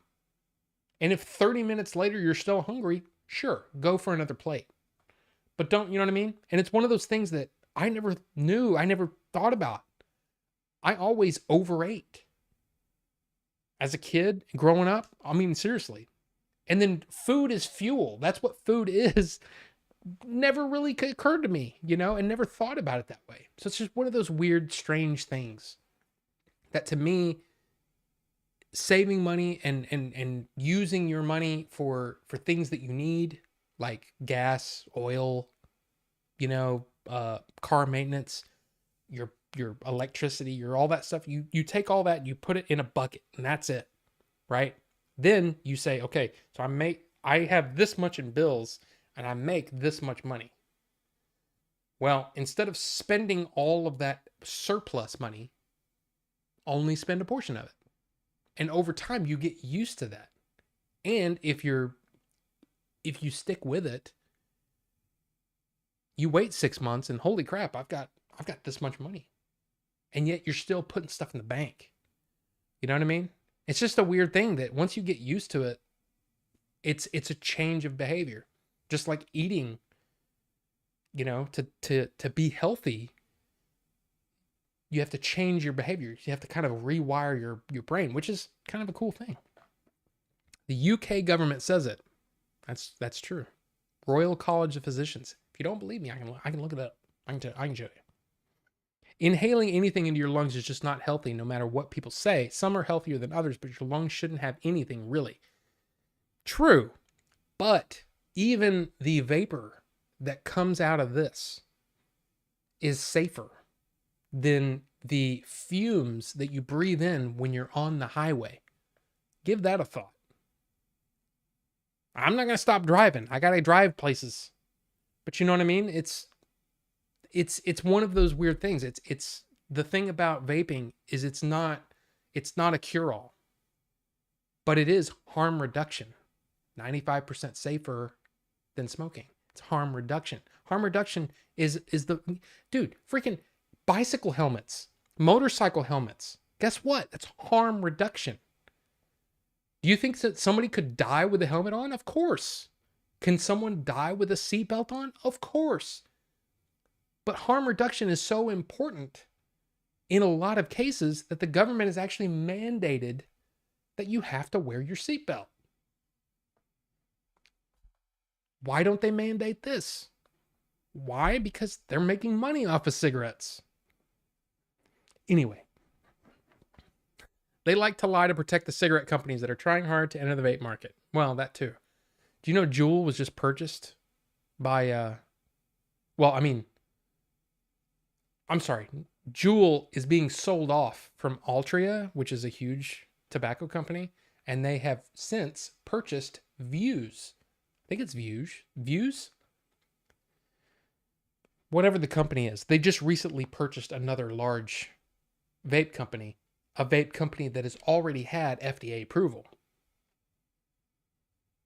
So, yeah, the cigarette companies want to be in the vaping market for sure. They don't have any of those chairs at the surplus store. LOL. Oh, yes. Oh, gotcha. Thank you. Thank you for checking on that, Ricky. I totally wasn't thinking that. But yes, I'm going to look around here in DFW and see if I can find one. Glad you two are doing well. Honestly, love you, Rob. Parasocial or not, I enjoy you being in my life. Rufus, seriously, it's such a nice thing for you to say. Seriously, it means a lot to me that I've made an impact. Even if it's just like, if everybody else here is just here to just hang out or whatever, it's one of those things that it's the byproduct of doing something that I love, that I also get to share it with people, and then sometimes we form relationships, and that's awesome. I think that's awesome, Rufus, and I'm pretty sure I still need to be on your show if I'm not wrong, right? I mean, we should do a show together. It would be awesome. Views is garbage. I use them when I don't want to walk to get juice. Thought they were Philip Morris. Yeah, I'm not sure. I might be saying the wrong one. I think it's Enjoy. Is it Enjoy? It's one of the companies that have recently gotten one of their vaping devices to be FDA approved. You'd very much like to do a podcast. Dude, I love it. I was just on Retro Wolves last week, and it was awesome. It was so much fun. But I just love, even if we're just hanging out and chatting, I love that too. It's fun. It's why I like doing those, our little hangouts every couple of weeks. I'm going to have to turn on the air because it was cold this morning. It's hot now. 72 degrees in here. No. We're turning that down to at least 70. Let's get it cooling off in here. I think you would do well in that setting. The podcast? Well, I used to do a podcast. How goes getting the movie collection out of storage? Everything on the shelf? Oh, hell no. Hell no. Murdoch, I'm not sure if you've been watching my shorts or whatever, but I filmed today. I filmed usually what I do is I'll try to film 2 weeks worth. And then as I edit them, I get them scheduled, because I don't want to blow up everybody's feed.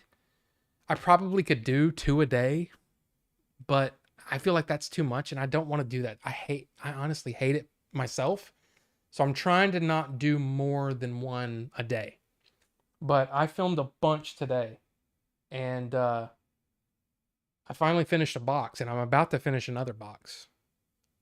But yeah, we're getting, and if you look here, this shelf is getting a little bare. It's because I'm pulling from there, because a bunch of boxes are just DVDs. But I was looking for a specific movie for Matt's podcast because it was Hidden Gems, and that was really fun. But one of these boxes is nothing but box sets, and there's a ton of them. I'm like, oh my God, I forgot I had this. Holy crap, that's cool. Where am I going to put it? You know what I mean? So, dude, there's some cool stuff coming. Cool stuff. But, hey, it's been fun running into your shorts, filling the shelves. Yeah, they're fun. It's fun to do. And even if like what's weird is one will do really, really well, and then one will get like the one that I put out the other day got like 17 views. And I'm like, it's The Abyss and 2010, the year we made contact. I thought it would get more than 17 views. But anyway. Weird Not Mint. Wait, what is this? What is this now? Oh. Yeah, I think it's just because they here, I'm going to show this. Not mint 1874, mint is 24.99. Yeah, it just means that the box isn't mint, right? Get out of here. Freaking ad. Yeah. Oh, you can't even see so if you click on mint, it says 24.99. Why is that? That's weird. I don't know why they do that. But yeah, I'm just not a big. I'll be honest with you, man. Lately, I just haven't been into figures. But yeah, Tuesday, 7 Central. Just got your 4K of Dragon Slayer in the mail today. Is that out already? I have it in my wish list. I probably should have pre-ordered it, huh? That's awesome. It's in my wish list. I'm gonna buy that. Yeah, Tuesday, 7 Central. Sold out. It was in stock when I posted the link. Well then, holy crap. Dude, click off of that. Okay, really quick. So I told you, I finished Fellowship of the Ring. Right? I've got I don't know why I have so many copies. It doesn't make sense, but I wanted this version because it's beautiful and it's cool and it's going on the shelf at some point. But I finished Fellowship of the Ring, and what I was doing, which I don't know if I said this before, but I'm reading it along with The Lord of the Rings Companion by, what is their name? Wayne G. Hammond and Christina Scull. Dude, like I enjoy the book, but learning about all this, like the meanings behind some of the things, and then it kind of tells you, like, originally this scene, he didn't have that scene in there, and he had to change things. Dude, I love it. I'm loving it so much. So I finished Fellowship of the Ring and was reading it side by side with that. Amazing. But now I'm reading New Spring, back to Wheel of Time. This is the 11th Wheel of Time book that I've read, but it's technically a prequel. So it's not like the continuation of what I was reading. So far, it's a really short one too. It's a really short book, but it is a prequel. I am enjoying it. I've only been reading it for a couple of days, but I have been enjoying it.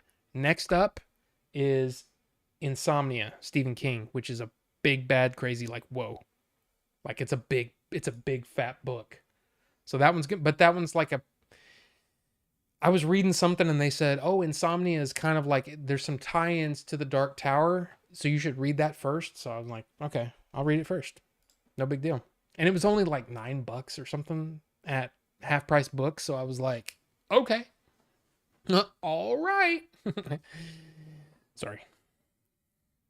I shouldn't do Game Chaser stuff on here. Anyway, let's take a real quick vape and then we'll get into some news. You guys ready for some news? There's a lot of news and some of it's like really cool. Some of it's kind of a bummer. Just saying.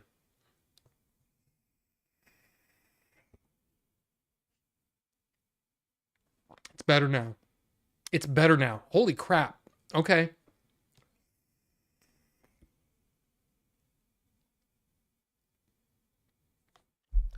Good choice, guys. Cinnamon bun. Good choice. Good choice.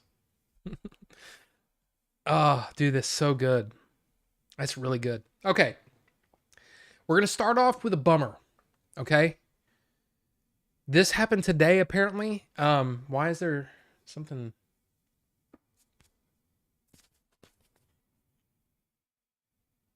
Why does it look like I shaved yesterday? Why does it look like I have, what does he call it? Razor burn? Anyway, bam. Damn it. So Damon Lindelof and Justin Britt Gibson depart from the secret Star Wars movie. So Charmin Obaid Chinoy, she directed a lot of Ms. Marvel. I don't know if you guys watch Ms. Marvel. I really enjoyed it. But yeah, it's a bummer that now another Star Wars project is running into issues. Now, a lot of people will point their finger and go, Kathleen Kennedy. I don't know how many Star Wars projects have had issues outside of Kathleen Kennedy. I'm just gonna say that. I hate the way Deadline does that. Quit covering up the freaking title. Yeah, very concerning that a lot of Star Wars projects these days aren't finalized. My biggest issue with what they're doing is that they're announcing projects that haven't made it out of development yet. Now, again, I have no proof of this. So I'm going to just say I have no proof. Zero proof. But I think a lot of these Rogue Squadron, the Taika Waititi movie, which Taika Waititi movie is still technically on the books. The Rogue Squadron movie, the Benioff and Weiss Star Wars movie, the Kevin Feige Star Wars movie, all of these projects that they release, I think they're announcing it because Disney wants them to announce stuff because Lucasfilm has, had problems or whatever. They're announcing stuff before they get it off the ground. Now, I don't know about you,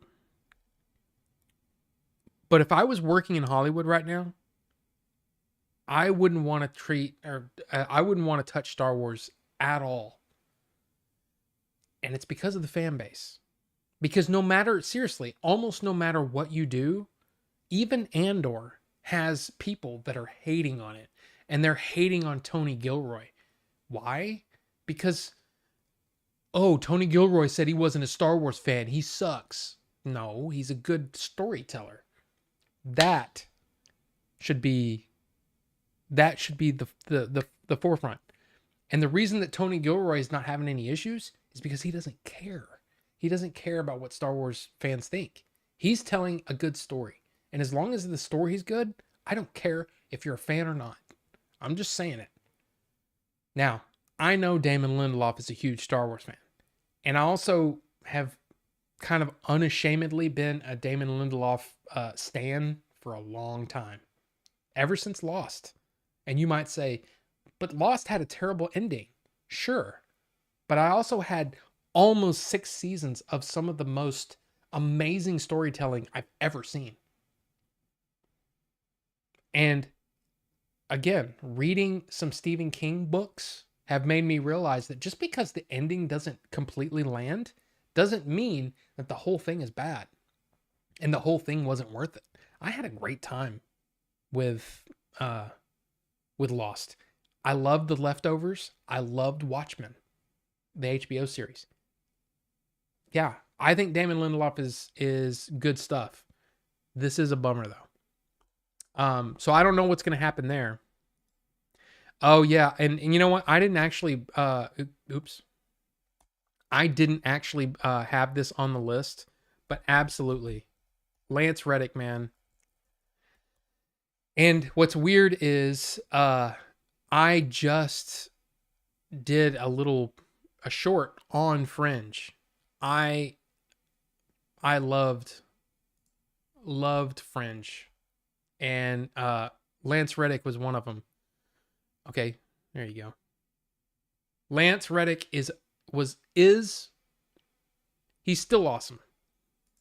Unfortunately, no longer with us. An amazing voice actor, an amazing actor, period. I never saw The Wire. The first time I ever saw him was in Fringe and was like, dude, this guy's awesome. And then some of the video games he's done, amazing stuff. Amazing stuff. And it's just a bummer. It's just a bummer. At only 60 years old, man. At only 60. So, yeah. Rest in peace, Lance Reddick, for sure. Fan service will ruin a story. Look at MGS4. Well, that's the thing. A lot of people have said, you know, oh, well, you need fans. That's why people are saying, well, when Kathleen Kennedy does move on, you should put Jon Favreau in there. But that's not exactly what you need. Again, I have no proof of this.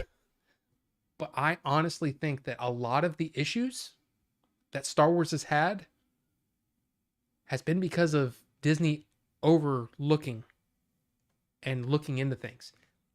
And the only reason that I say this is because of that one interview that Bob Iger did on the Star Wars show over on their YouTube. And it was actually kind of creepy how much he knew about the Mandalorian, the next Mandalorian season or whatever. He was saying, or just the way that he was saying things was like, yeah, I oversaw every single episode. And when the episodes were finished, I would give them notes to make changes to make the episodes better. And then I would watch them again to make sure that my notes were implemented, which to me is like a micromanager. Lucasfilm isn't allowed to just do whatever they want. Everything has been filtered through the higher-ups at Disney. Now, Bob Iger has a really good track record, but he's also the reason why Solo was mismanaged across the board. It's also why The Rise of Skywalker, the story changed completely. I think that a lot of the issues we've had is because of Bob Iger, and Kathleen Kennedy has taken the brunt of that. Well, she's the head of Lucasfilm. She's making all the decisions. But is she? Is she treating that job more like like I've said it before, like an Uber producer? And that everything has to go through Disney. So I say this because Bob Iger being back may not be the best thing for Star Wars. We shall see. Now, just remember what I say here, okay? I'm definitely going to remember it because it's what I think. But it's going to be interesting. So whoever takes over for Kathleen Kennedy, if we continue to have problems, who will be to blame? I think that we're going to see someone else take over for Lucasfilm, and they're going to run into some of the same issues that they're running into now. Like, cancel project, amazing project, cancel project, okay project, cancel project. I think that's what we're going to get as long as Disney is peering over the cube and going, hey, what are you guys doing? Oh, I don't like that. You got to change that. You got to change it. Oh, that's pretty good. But no, you got to change that. It's studio overreach. It's the same thing that's plagued all kinds of different franchises over the years. I'm just saying. And it's the reason that I say that is because Kathleen Kennedy has had an amazing track record. And I really think that her role as the head of Lucasfilm was cultivating projects, but also being the go-between between those. Because think about it. She's producing every single Lucasfilm project, including Willow. That's got to be run by Disney. And as a producer, that's part of your job, is to keep the money grubbing people away from the creative people so that the creative people can do what they do, which is create. The marketing people, the business people, they're over here, which is why I think it's really interesting that DC, I've said this before, DC seems to be doing it correctly. The head of the DCU now is two people. One super producer guy and one super creative guy. And so there's not one person in charge. I think that's what you need for Star Wars. Let's see what they do. It'll be interesting to see what happens. But anyway, I'll stop ranting about Kathleen Kennedy because I'm sorry. I don't think Kathleen Kennedy's the problem. And everything, seriously, think about what happened. Bob Iger said, no. We're going to do a Star Wars movie every year. Every year. It's going to happen. We're doing a Star Wars movie every year. Everything was rushed into production. The Force Awakens comes out. And it's kind of like, okay, that feels kind of like a remake of A New Hope. But, okay. It's okay. And some people don't like it. Like good old Bucho. Bucho doesn't like The Force Awakens because they destroyed Han. Well, technically they destroyed everything. Anyway, next movie, Rogue One. Rogue One had many problems. The director had to be replaced. Tony Gilroy came in to finish Rogue One. Tony Gilroy, who then went on to make Andor. Anyway, many problems. Watch those trailers again. Watch those first looks and see how much footage never made it into the movie. I mean, that's not always the case, but you can clearly see all of them running together on the sand. Alan Tudyk in his CG suit as K2SO running on the sand, and you see what's her face? Jen Erso. I can't remember her real name off the top of my head, but she's running with the Death Star plants on the beach. So there was clearly a lot of changes made to Rogue One. Did we get The Last Jedi? The Last Jedi, everybody thought it was going to be great, right? Look, I don't have to go into it. Felicity Jones, thank you. But if you think about it, and you think about it like a producer and what a producer's supposed to do, it makes a little sense. I'm not saying that I'm right, but I'm saying that what I'm saying has some logic to it. And it makes more sense than an all-star producer who's done amazing work for 40 years plus suddenly can't get a project off the ground.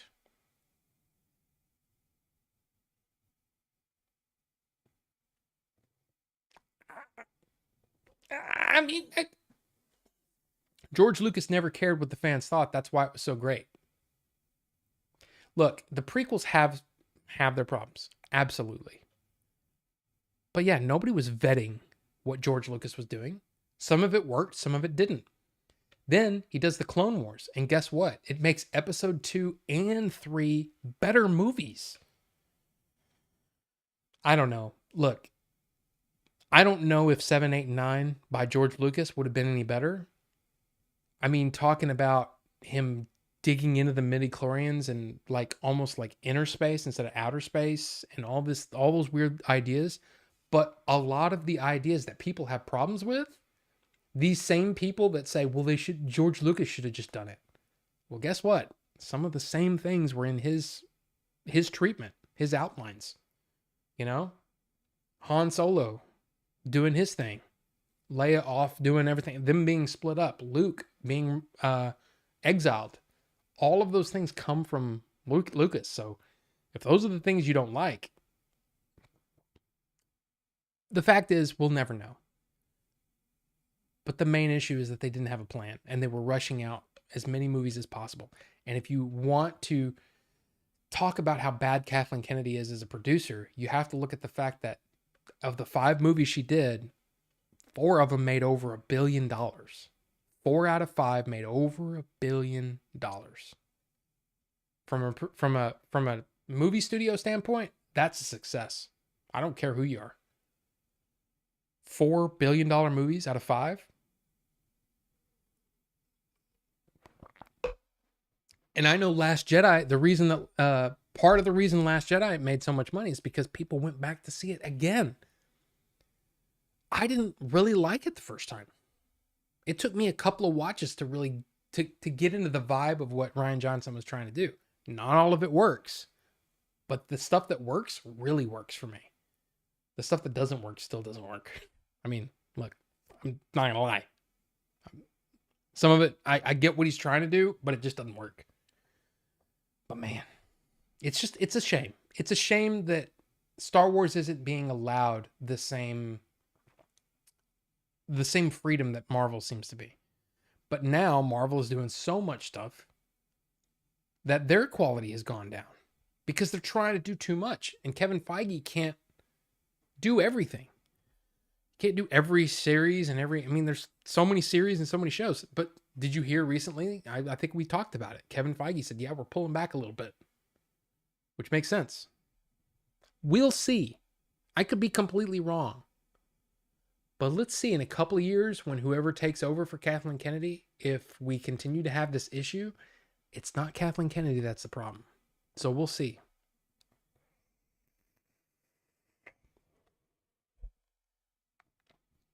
There should only be 2 Star Wars movies allowed in a 12-year period. I mean, I'm not sure about that.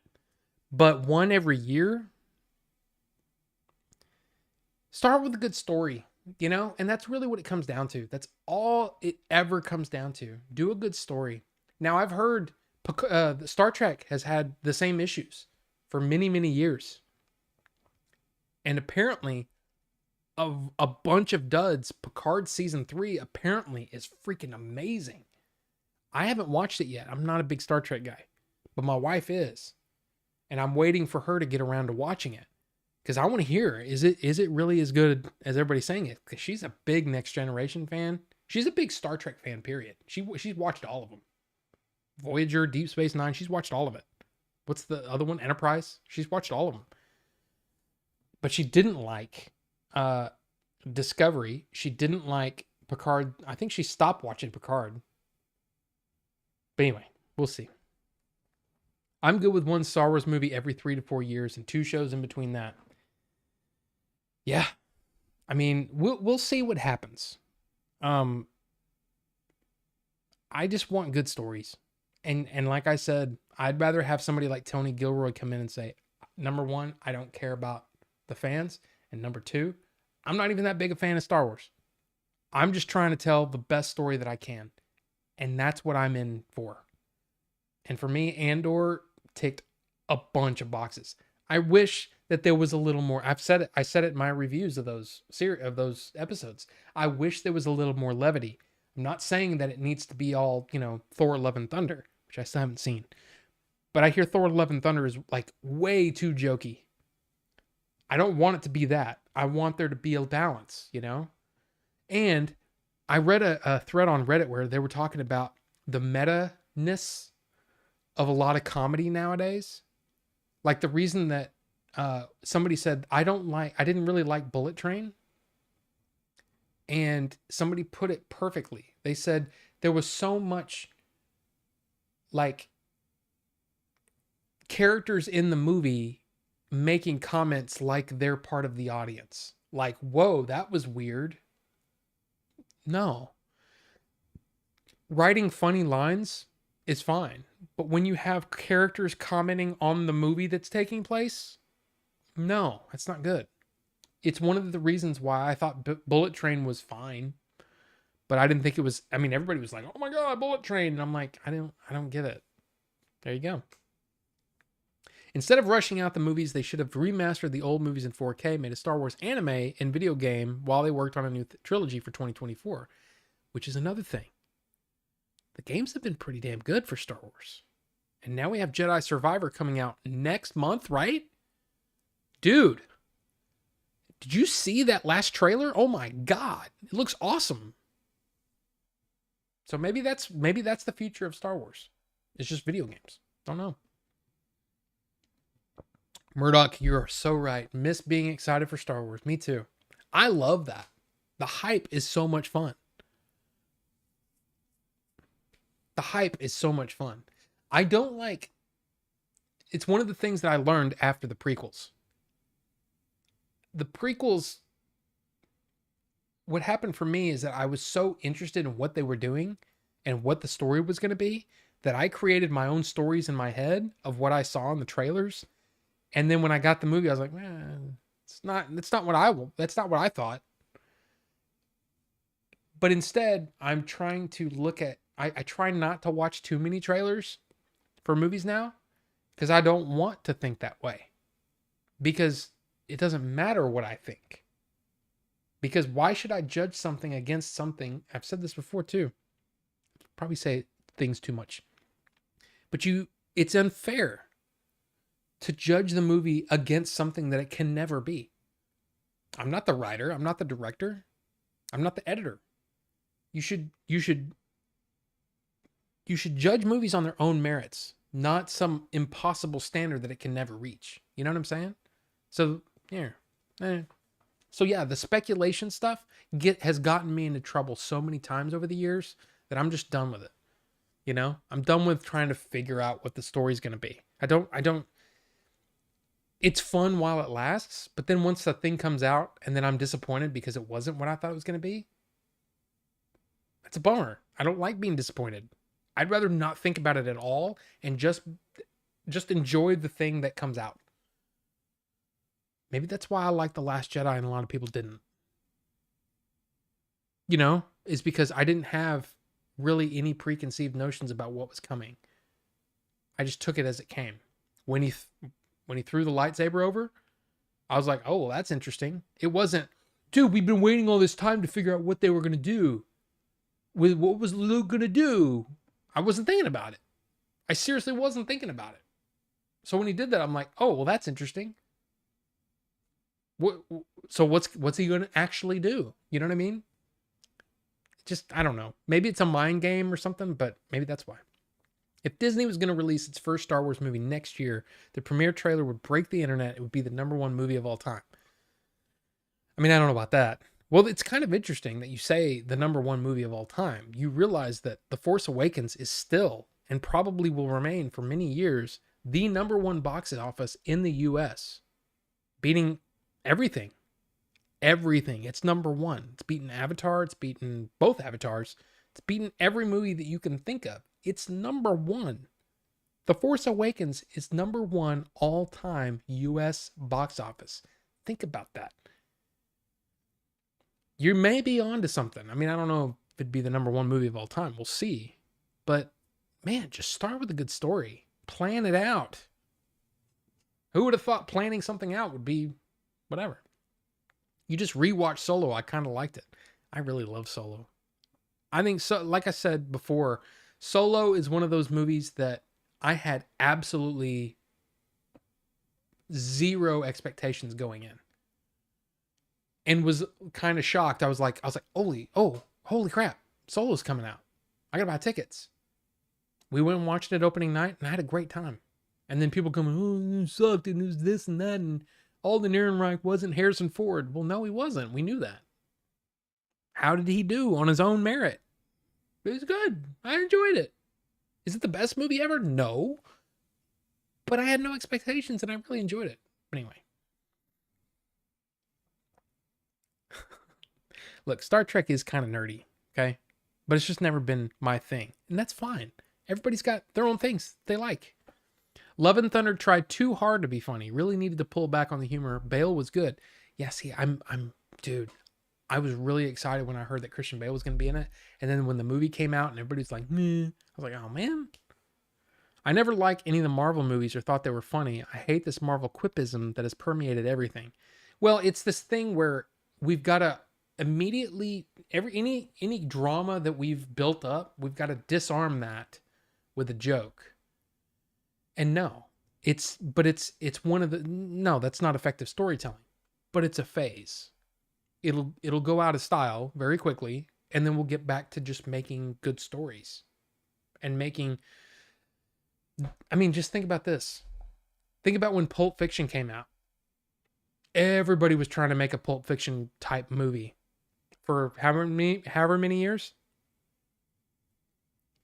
It was a long time, and it was kind of annoying. I was like, that was kind of like Pulp Fiction, but not as good. That's what a lot of people are trying to do. And yeah, I'd like to see a story of a stormtrooper that became a serial killer and hides his actions from the Empire First Order. It would show that not every trooper that defects is good. I mean, dude, I've never even thought about something like that. Oh man. And then you have New Republic, like detectives. and you're following the New Republic detectives, but you're also following that stormtrooper, you could have like this real noir kind of story. So the New Republic is following this dude. Then you have bounty hunters going after him. Dude. I mean, that would be amazing. And that's the thing that I loved about Marvel there for a while. Marvel was doing every movie that came out was like a different genre. You know, Captain America Winter Soldier was kind of like your spy movie, you know? And then Guardians of the Galaxy came out, was this crazy sci-fi comedy thing, which is still love that movie. And then you've got this movie that's like this and this movie, you know what I mean? Everyone had like its own genre. It would be awesome if they allowed Star Wars to do something like that. It'd be great. If I played Fallen Order, I really enjoyed it once I got better at the combat. Good story. Yes. In fact, I do have a playthrough on the channel, but I suck at it. I mean, I really suck at it. So, but it's fun though. It's a good story. I still say give me a prequel story showing how Boba Fett became the legendary feared bounty hunter, not an old man befriending things. Well, yeah. There are some early Boba Fett moments, young Boba Fett moments in the Clone Wars, but not everybody's seen that. That can be funny if it's done well and sparingly. I doubt the First Order would care.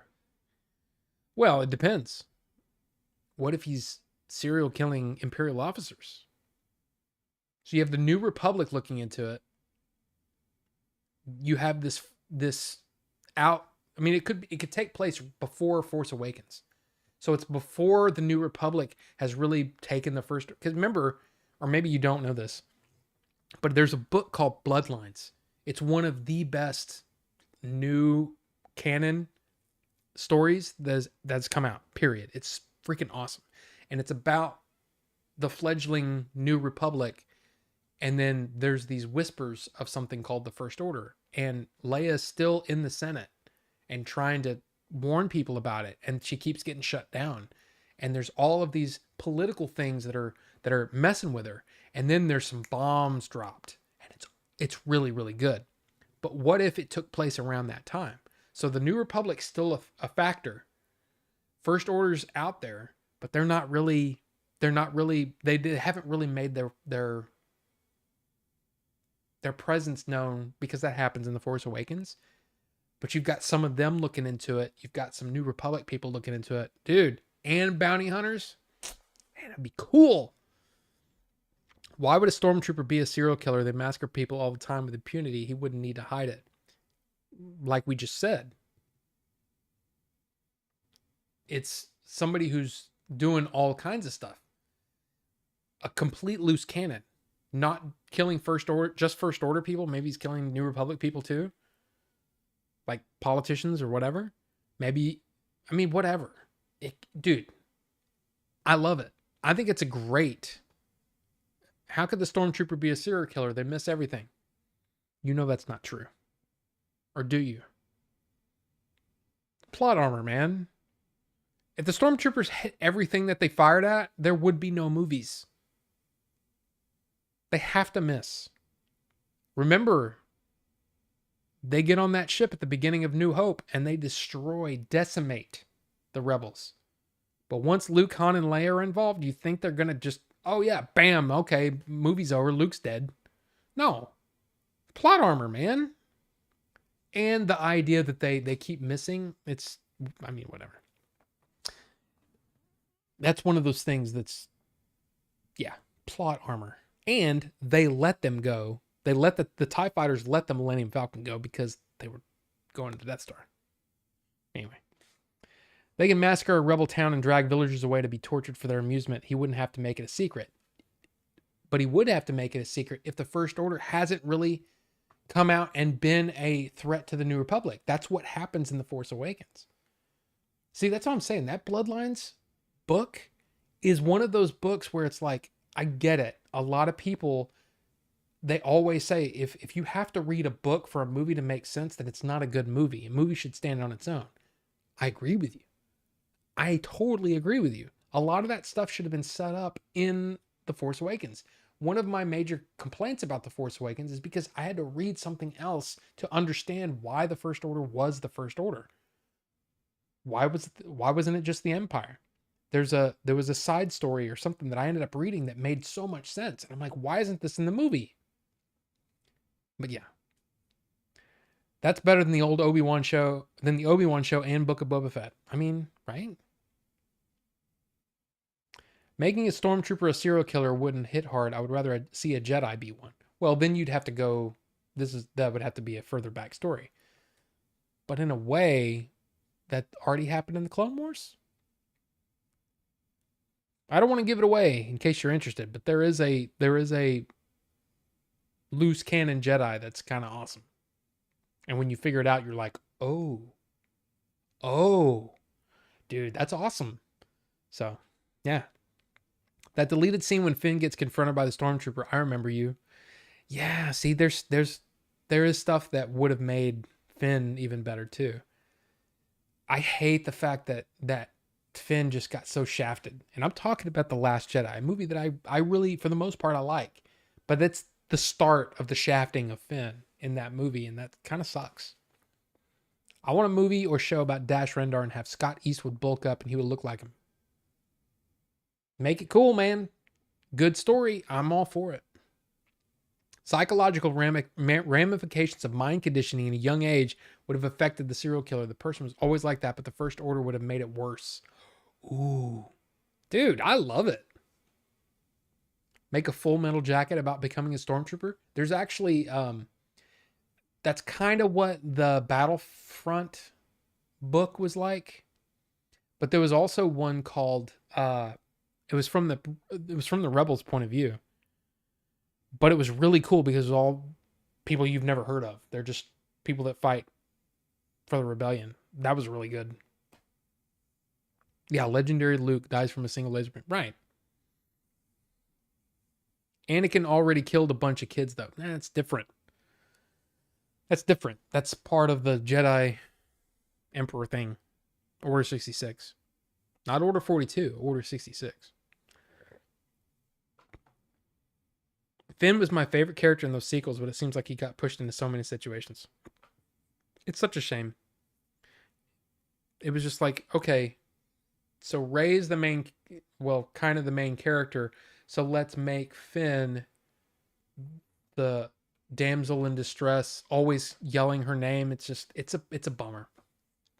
Oh, we switched the genders. That doesn't...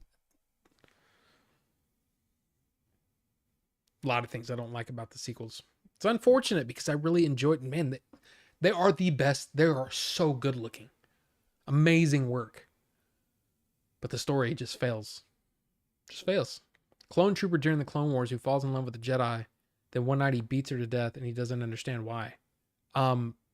That's... Other than the love story, you've basically talked about... That's almost like verbatim an episode of the Clone Wars. And it's awesome. I mean, it's not as graphic as you're thinking, but it's still... Dude, the Clone Wars has some kills that are like, whoa, that's... Like, everybody talked about Rogue One. And Vader in the hallway and all that stuff. People, oh, it's classic. Oh, they treated him like he's from a horror movie. And everybody's yelling and screaming, and it's awesome. Yes. But Asajj Ventress did some kills in the Clone Wars that was like... And that's why when I watched Rogue One, I was like, yeah, it's all right. Not as cool as Asajj Ventress did in the Clone Wars. She did shit that was like, whoa, dude. Whoa. Threatening a clone trooper, then force pulling him onto her lightsaber, killing him as she kisses him. Dude, it was awesome. I mean, I don't want Vader kissing people, but you get what I'm saying? It was like, okay, holy crap. Why didn't I see Vader pulling guys onto his lightsaber? And then, I don't know. It was cool, but it wasn't as cool as it could have been. Like I said, I saw Asajj Ventress do some really cool shit in Clone Wars. So Rogue One was kind of like, yeah, it was fine. It was good. It's fine. The best scene ever? No. No, no, no, no, no. Anyway, a jarhead about becoming a stormtrooper. A jarhead movie? Yes. Finn definitely could have been more. They pushed Rey to the top, but she never grabbed me. Finn had a more interesting background. Mystery isn't always a draw in the case of Rey. No, I get what you're saying there. But I really love, I mean, dude, some of my favorite scenes in all of the sequel trilogy is when Rey is learning about the Force and she's telling Luke what she sees, and it's like it's all the Force, you know? And then when Luke says the Force doesn't belong to the Jedi, can you feel that? And I'm like, fuck yeah, dude. That is it. Sorry. But yeah, that's exactly what the Force is. It's exactly what the Force is. The Force isn't a tool. The Force is there, and the Jedi could just tap into it, but it doesn't belong to the Jedi. Which is why he felt the Jedi had to end, because all the Jedi did was make things worse. And I'm like, yes, dude. Yes. Yes. Awesome. I love it. Dude, seriously, that one line almost completely made me love The Last Jedi. But then other things happened. And it made me go, I don't know. There's some things I really love. Dude, Luke facing down the First Order. I know people don't like it and they hate, oh, he died because he was tired. They set it up at the beginning of the movie that it will kill you if you try to do that. They set it up at the beginning. Kylo Ren says to Rey, there's no way you can be doing this. The effort alone would kill you. They set it all up. But it was the most Jedi thing I've ever seen in any video game, and that's why I don't like a lot of the Jedi video games, is because they just become superheroes. Unbeatable, whatevers. Being a Jedi was what Luke did at the end of Last Jedi. Just protect everyone. And completely fool the head of the First Order. Awesome. Without even being there. Amazing. The most Jedi thing I've ever seen. That's what the Jedi are. Yoda teaches Luke what the Jedi are in Empire Strikes Back. Watch that scene again. When he's talking about what the Force is. It's amazing. He does exactly. He's the first one to actually do what the Jedi are supposed to do. And then everybody hated it. Anyway. Grievous was much more deadly and terrifying in the first Clone Wars cartoon. Yeah, but it was also... Look, I like those, but there's some goofy crap in there. That one thing that... It's a spaghetti monster? No. Mm-mm. I remember when a girl stabbed me when she started kissing me. I want to get that Lego Grievous, right? That's like a comment on organized religion. I mean, in a way, but it was really cool. The Jedi tried to control something that is uncontrollable and has its own will. So when the bad guy, Ted Millich, welcome. Good to see you. But remember when Snoke says, I told you, he's talking to Kylo Ren. He's like, I told you that if you grew more powerful, that your counterpart in the other side of the Force would rise. So Rey wasn't that powerful until Kylo Ren became powerful, and the Force said, we need to counterbalance that. A lot of people don't like the fact that the Force has a will, and they don't like the fact that anybody can just whatever. But I loved it. Dude, that's the kind of stuff I love, because that is, and when people say, including somebody who's a big Star Wars guy, when Sam Witwer said when he was watching The Last Jedi and it was like somebody had never watched anything Star Wars, I'm like, dude, you're wrong. I'm sorry, Sam. You're a fan favorite and I really like you, but you are completely 100% wrong. The Last Jedi was some of the most pure ideals of what George Lucas was trying to get across in Star Wars. His theories his outlook on life. The Last Jedi, love it or hate it, is pure George Lucas kind of philosophy. And I love that part of it. But hey, people don't like it because, it wasn't the thing that I wanted. They shouldn't have killed Snoke. Snoke was supposed to be this. Gives a shit about Snoke. Anyway, let's get off of Star Wars, shall we? There'll be a little bit more Star Wars here later, but let's get back to some of the news. I'm sorry, and it's really freaking hot in here. My God.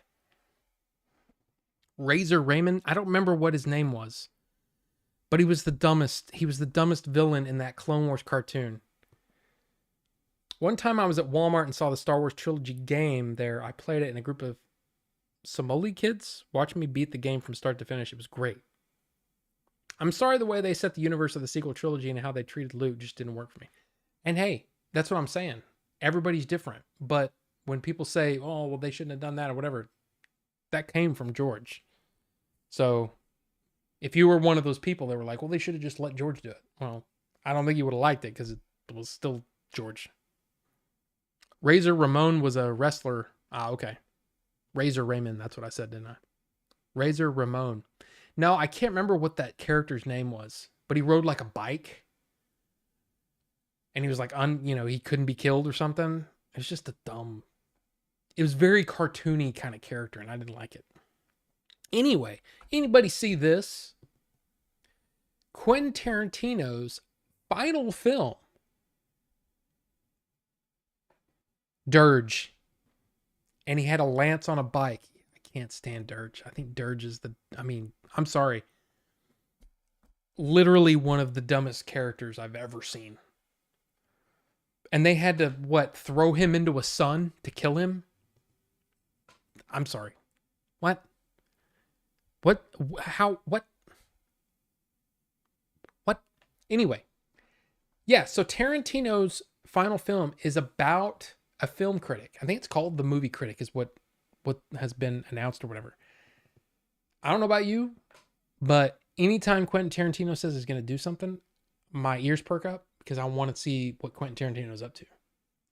There's plenty of times he's had movies, the synopsis, I go, what? And then I love it. So we'll see. We'll see. But this is coming soon. I mean, if he's working on it now, we should expect the movie probably next year because he works fast. Once that script is done, he's ready to film it because he's already pre-visualized it. So as long as he gets funding, which is Quentin Tarantino, he's going to get funding. The movie will get shot and then he'll put it out and it's going to be interesting. So if this is his final film and he's talking about, what's her name? Pauline Kael, I think is her name. Might be wrong about that. But it's about his favorite film critic, somebody who got him interested in seeing film from a different point of view than his own, Same way that Roger Ebert for me was that he was that critic that made me not only see how to criticize, but also inspired me to branch out and see other different movies. He was that guy for me. So this will be interesting if it is truly his final film, which, he'll probably put out more books and maybe do TV series and stuff like that. But man, this is going to be, I'm excited. There are a lot of people, some people just don't like Quentin Tarantino. I get it. I totally get it. It's not for everybody, but he's for this guy. I love that guy. What bothered me about Last Jedi was that I was tired of heroes being broken down. I had seen that in other movies and read it in comics, and it just felt like another deconstruction. Totally get that. And then when somebody digs up an old Rian Johnson interview and he says, I love it when a film is divisive. So he purposely made it divisive. No, he made it because that's the story he wanted to tell. And the thing about great art is that some art people will say that's an absolute piece of shit. And there's other people that go, no, that is the best thing I've ever seen. Look at Picasso. I'm one of those people that I look at a Picasso painting and I go, that's terrible. And I kind of wish it wasn't there. And I kind of wish I never saw that. And then there's people that go on and on about how great Picasso is. So it's just one of those weird things. I totally understand what you're saying though, because deconstruction to a certain point is not a good thing. But with him, to me, it wasn't a deconstruction. To me, it was the hero that I grew up with, realizing that everything had been told was only true from a certain point of view, and that the truth was that the Jedi were trying to almost harness the Force instead of being what a Jedi should be. What the Jedi were set up to be is peacekeepers, not soldiers, not defenders. They're literally harbingers of, I mean, they're the caretakers of the Force. I mean, kind of defenders, I guess you could say. But it's that, and that's what's so tragic. Going back, way back, episode 1. It's one of the lines that people don't really think about that much, but it's an important one. Qui-Gon says it to Padme. He says, I'm trying to remember exactly what he says. Oh crap. I had it.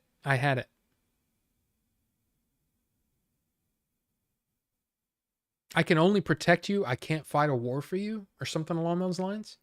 Qui-Gon is exactly what Qui-Gon's, maybe before Luke, Qui-Gon may have been one of the most pure Jedi. More pure than even Obi-Wan. Just saying. And so it was a tragedy that he perished, that he died. And that's why they called the song Duel of the Fates, because the future of Anakin was literally in the balance when Qui-Gon and Obi-Wan were fighting Darth Maul, right? So the fact that he says that, and then in the next movie, the very next movie, is the beginning of the Clone Wars. Something that Qui-Gon, I feel, would have completely been against. So anyway, interesting stuff. It's just, to me, I love the philosophy behind that stuff, and I really like it. Who's Jay Sherman? I used to love watching at the movies. Hell yeah, dude. Hell yeah. I still like watching clips every now and then. The Jedi got into politics and it became worldly and corrupt. Absolutely. But they also became soldiers. Does Clone Wars explain how Dooku turned to the dark side? There are definite... Yes. Kind of.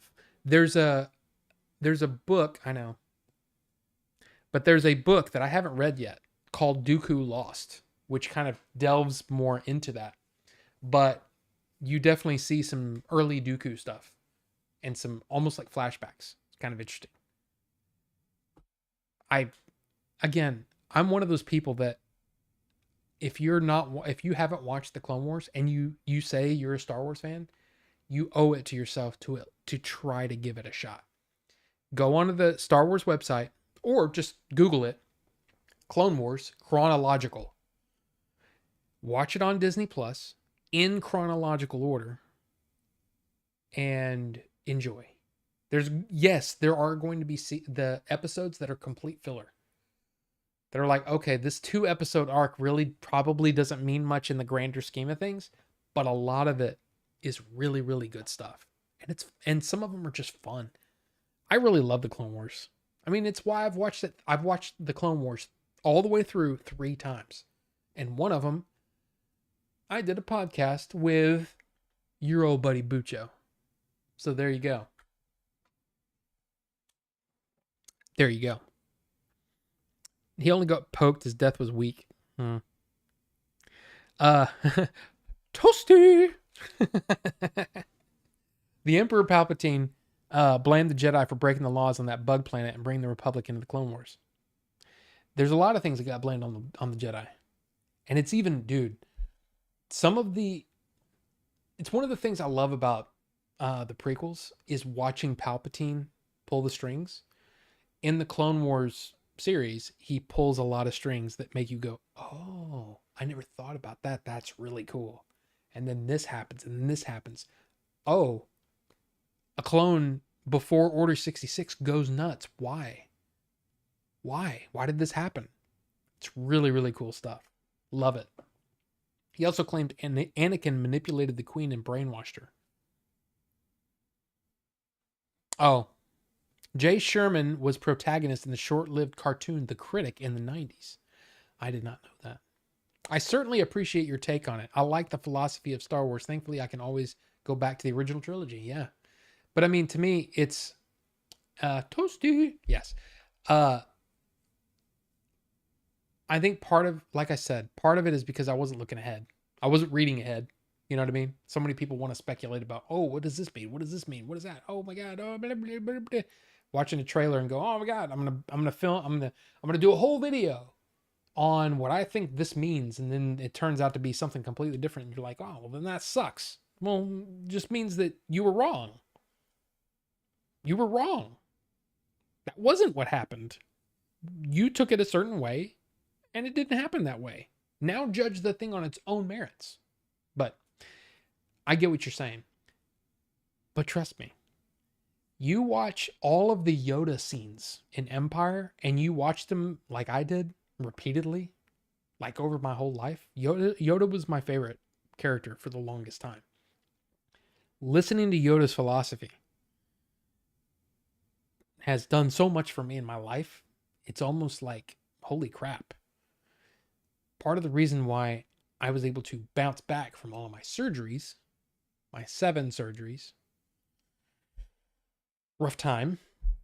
Part of that is it's Bruce Lee, it's Yoda, it's things that I've picked up over the years, and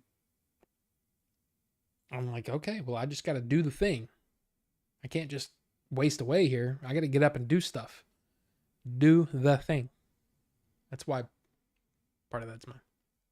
What would happen if you never had colitis or diverticulitis? Who knows? The weird thing is surviving that, I mean, almost dying from that,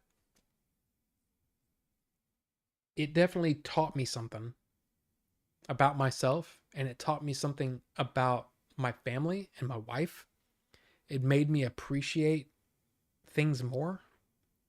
It put so much of it just changed my outlook, and it changed the way I look at the world, and my place in it. It made me realize that a lot of the things that were making me mad or making me whatever was all based on little tiny bullshit things. And I should be appreciative of some of the things that I was taking for granted. So, yeah. Who knows who or what I would be. It's one of those things that I always wonder, because my goal at the time, because I was doing the mixed martial arts, right? And it was in the best shape of my life. I wonder if I'd never gotten sick, if I would have continued, maybe I would have I was seriously considering going and taking mixed martial arts classes and then trying to find a fight, take a fight. I could have died in an MMA ring. I mean, who knows? Who knows? But the doctor said, basically told me, yeah, you've always had Crohn's, you've always had diverticulitis, and this was just like a culmination. This had been brewing for a while. You just had a perfect storm of things happen that made your intestines rupture. So who knows, man? It would have been interesting. It would have been really interesting to see. Like, that's why I think the alternate universe stuff is always kind of cool, because it's that idea of, if I'd made a different choice here, what would my life be like? I think about that all the time. And there are so many things in my life where I remember feeling like this is a turning point. This is one of those points where things could go either way. Who knows? Do the thing. Exactly. No one will argue that Bruce Lee is awesome. Be water. Yes. There's in those, I'd been kind of really digging Bruce Lee and stuff like that for many years, but those 5 months when when I was heavily working out and lost all that weight, man, Bruce Lee was like all of the philosophy. I really got into the philosophy, and I was like, wow, a lot of his philosophy is very Star Wars. Of course, I mean, Lucas will say that it's some Taoism in the Force. There's a lot of influences on what the Force became. So it worked really well, kind of bringing Bruce Lee stuff into my psyche, I guess. And it's, I mean, everybody, like all the nurses in my, that were basically nursed me back to health, literally, were saying, you have the best attitude. Like there's so many people in here that they either just want to die or they're just mad at you all the time. You're like super positive. And I said, well, what other choice do I have? My choice is I could sit here and rot in this bed, or I can get the hell out of here. And I have things to do. You know what I mean? And so there were many people over that time period that were like, you need to do a podcast or something about this. And I'm like, I don't know. The thing that I hated is that for a long time, I was just the guy that survived the thing. And I'm like, I'm much more than just the thing, that story. I'm more than that story. I don't want to be defined by that. And then it made me realize how many handicapped people or people that were that had some sort of disease, they ended up being defined by the thing that they survived. I didn't want that. I literally was almost dead. Like I should have died. And that realization made me go, okay, I get it now. Like one of my friends, John, he's been on the show a couple times, blind, right? And he went blind over a period of years, more and more blind until now he's legally blind, but he doesn't want to be the blind guy. His whole life, he wasn't the blind guy. Now he's suddenly just the blind guy, and he hates that. I'm like, well, you're more than that. You're more than that to me. You're my friend, and it's a philosophy, a way of looking at things that has completely changed my life. So it's a good thing in a way. That thing that almost killed me, it was a good thing. Anyway, I used Chat GPT-4 to help write the entire outline of my novel. It was tough because it was so politically correct. So you have to find ways to trick it and talk around it. I'm guessing you mean politically incorrect. Do the thing. You would have won the fight and your wife would have kissed you on the cheek. I mean, maybe. Seriously, I'm telling you, I thought I was like invincible when I survived everything, and everybody kept telling me, dude, you know how many people don't survive what you've been through? And I'm like, dude, I am a complete badass. For a while there, I couldn't, even though I was like, I had to learn to walk again. But it was still like, I thought I was completely invincible. Like, dude, and like that one guy, when we were in Philadelphia and that guy threatened to cut my head off. Literally, I'm going to cut your, that's so weird. But I was intrigued by it. I'm like, you're not going to cut my head off. There's no way. And April got so mad at me. She was like, why are you not by my side? Why are you not trying to defend me? I was like, I was trying to figure out what the hell's going on. I wanted to learn about this guy. Why is he like this? She's like, no, your duty is to protect me. And I'm like, I'm sorry. Anyway. They need to release the Bruce Lee Green Hornet series on a proper Blu-ray. That'd be amazing, right?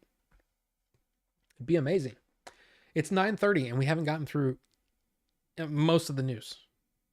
So, this cracked me up.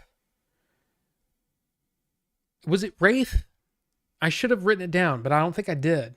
Jack Black and the Farrelly Brothers reunite for Christmas comedy Dear Santa at Paramount.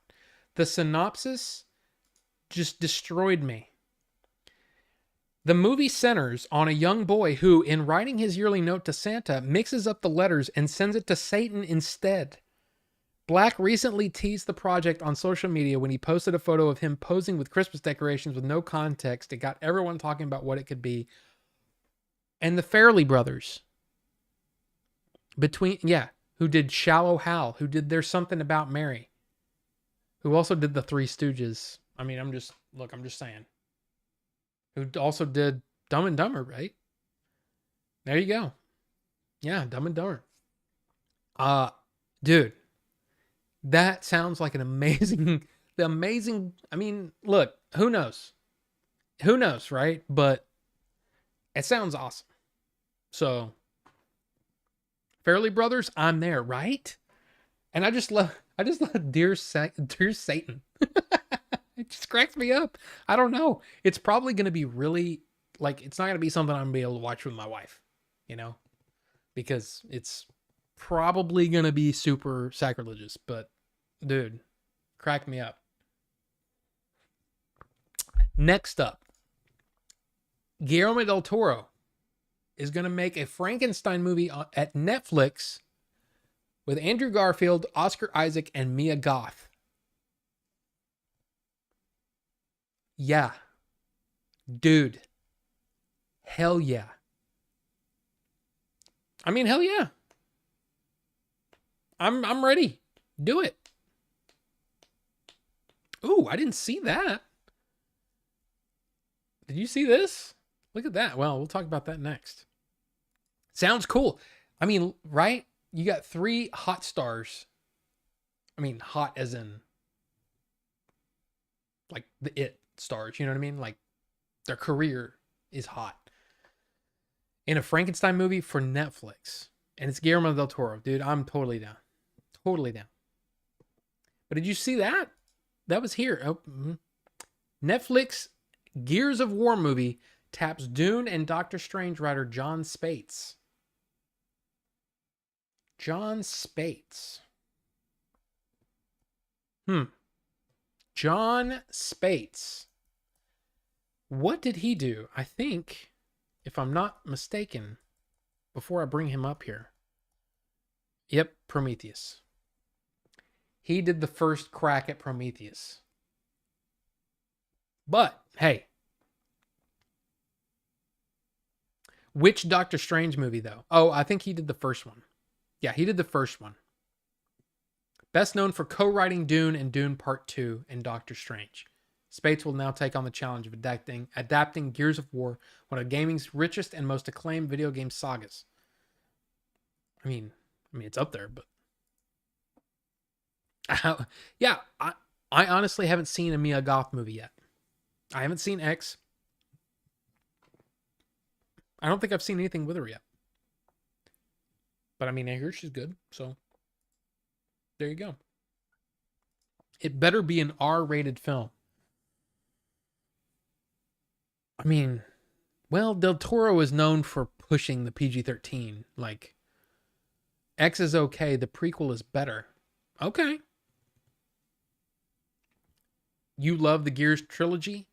Yeah, I mean, I liked the first one, but man, I told you, I think I've said it before, depressing. That movie, or that game depresses me. It's so dark and gloomy. But, look, I have to pee. So, give me like 30 seconds to a minute, maybe 2 minutes. I gotta wash my face. I gotta wash my hands after. But I'll be right back, okay? Be right back.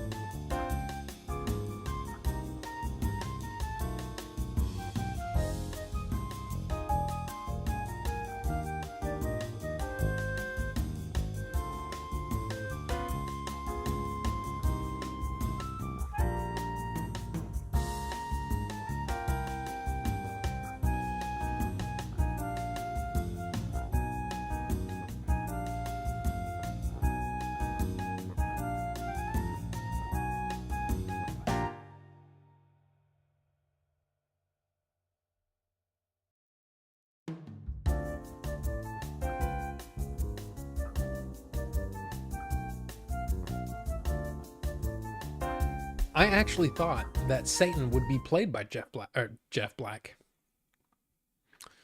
Jack Black. I mean, I don't know. No, I did not do the what was it? The bossa nova. I can't remember the name of the actual song. Let me see. What is it called? Oh, it's just called Bossa Nova. No, that was a royalty-free song that I purchased so I could use it. I just liked it as a hey, be right back kind of thing. But anyway, Gears of War was always about blood and guts. It can't be PG-13. Oh, I thought you meant sorry. I thought you were talking about the Frankenstein. Sorry. Good night, I'm done. Check out Meta Barons. I tried. When I was part of Comixology Unlimited or Kindle Unlimited, whatever it was, I tried reading Meta Barons. I couldn't get into it. I tried. But, I mean, it's a good suggestion. It's definitely something I tried, though. The Max Rebo music. I mean, I don't know about that, but it's pretty cool, though. I mean, I just like it for that kind of thing. Now, real quick, I just want to bring this up because it did happen this week. It was announced this week. James Gunn officially said, yes, I'm directing Superman Legacy. Now, what's even more interesting is that he said that he was already gonna do it before he took the job. And that's proof of the old saying that whenever something gets announced, there's no saying that says this, by the way. But typically, when something is announced, it's already been done for months. Right? It's been happening for a long time. And they announce it when they're ready to announce it for whatever reason. It could be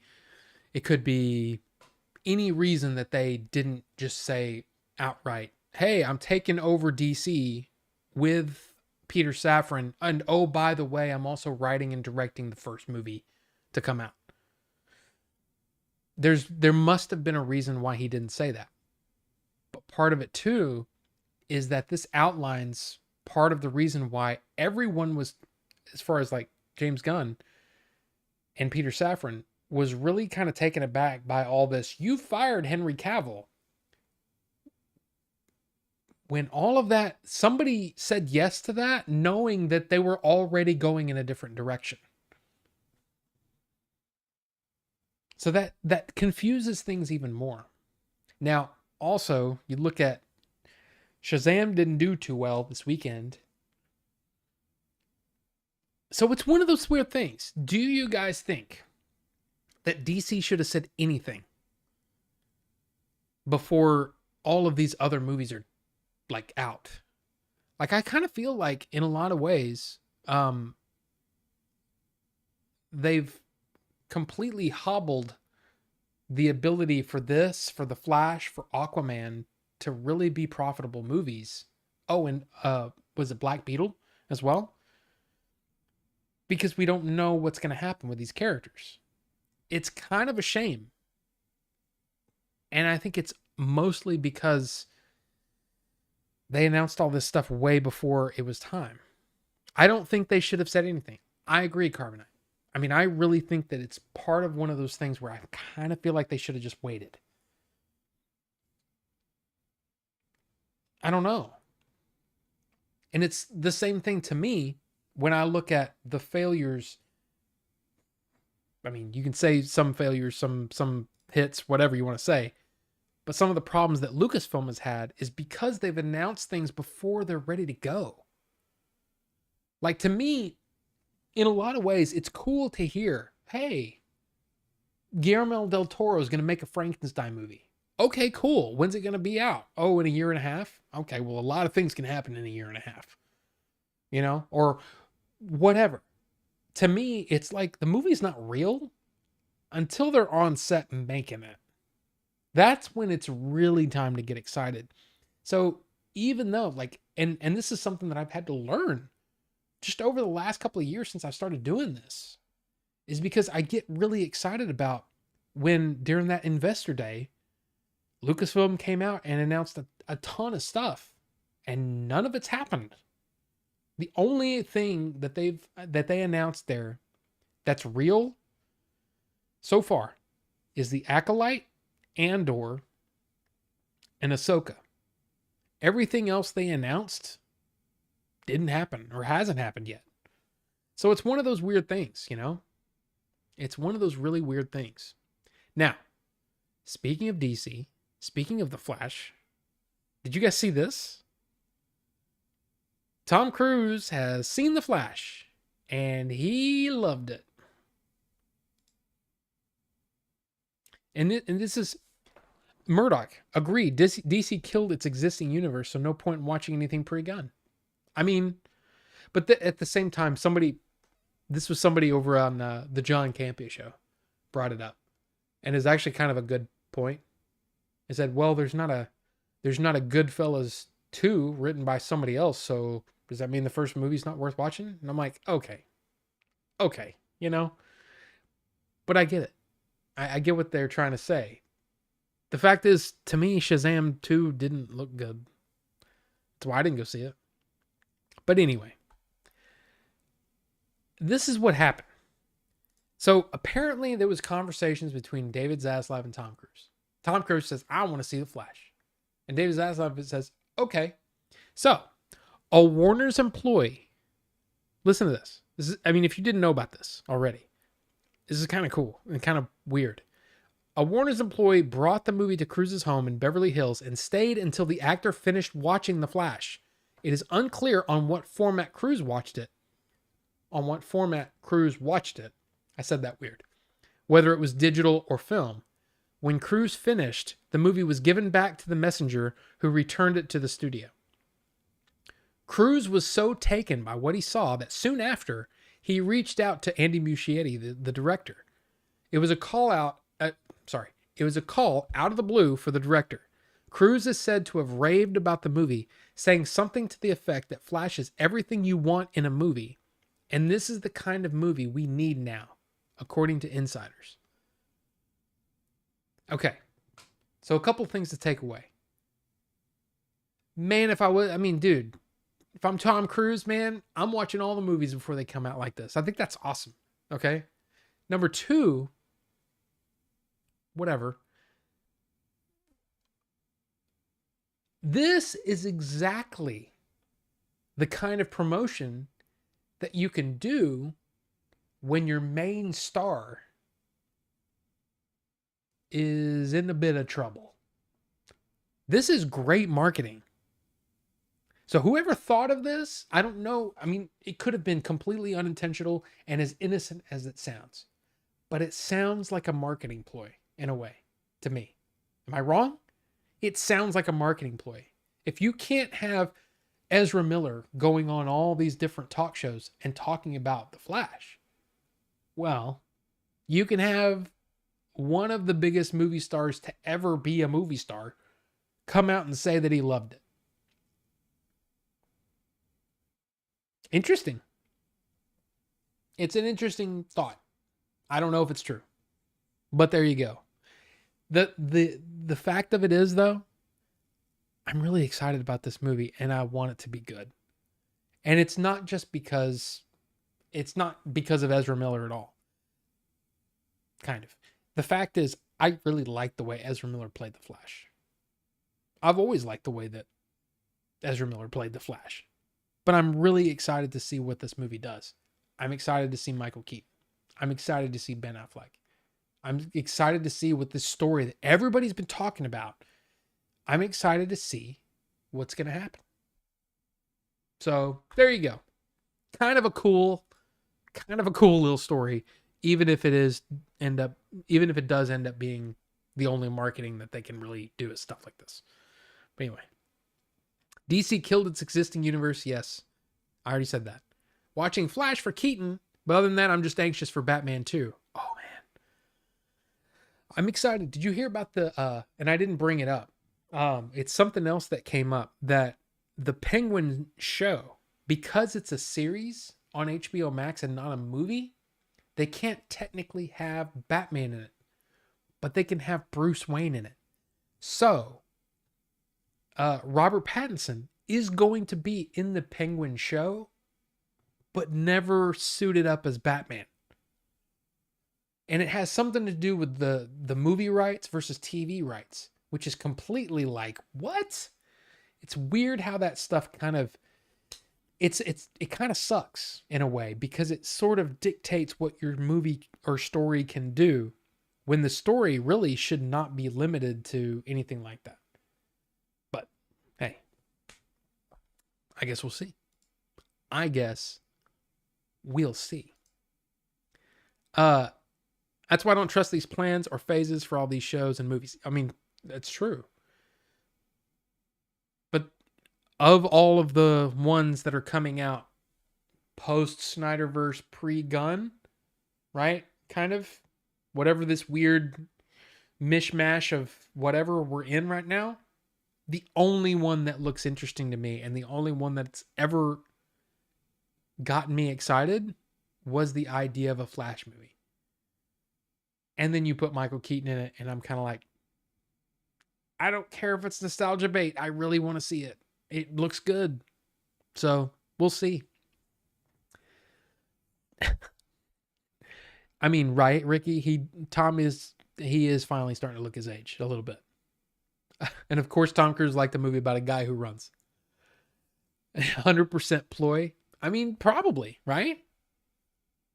I haven't heard anybody else say that, but it seems obvious, right?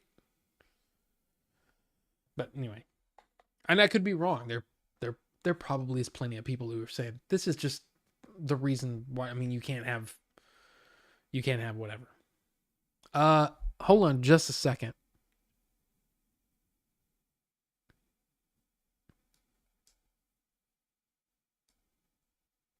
I'm going to, where'd it go? Here it is. I'm going to put this article, just in case you guys have never been to the Digital Bits. It's basically one of the number one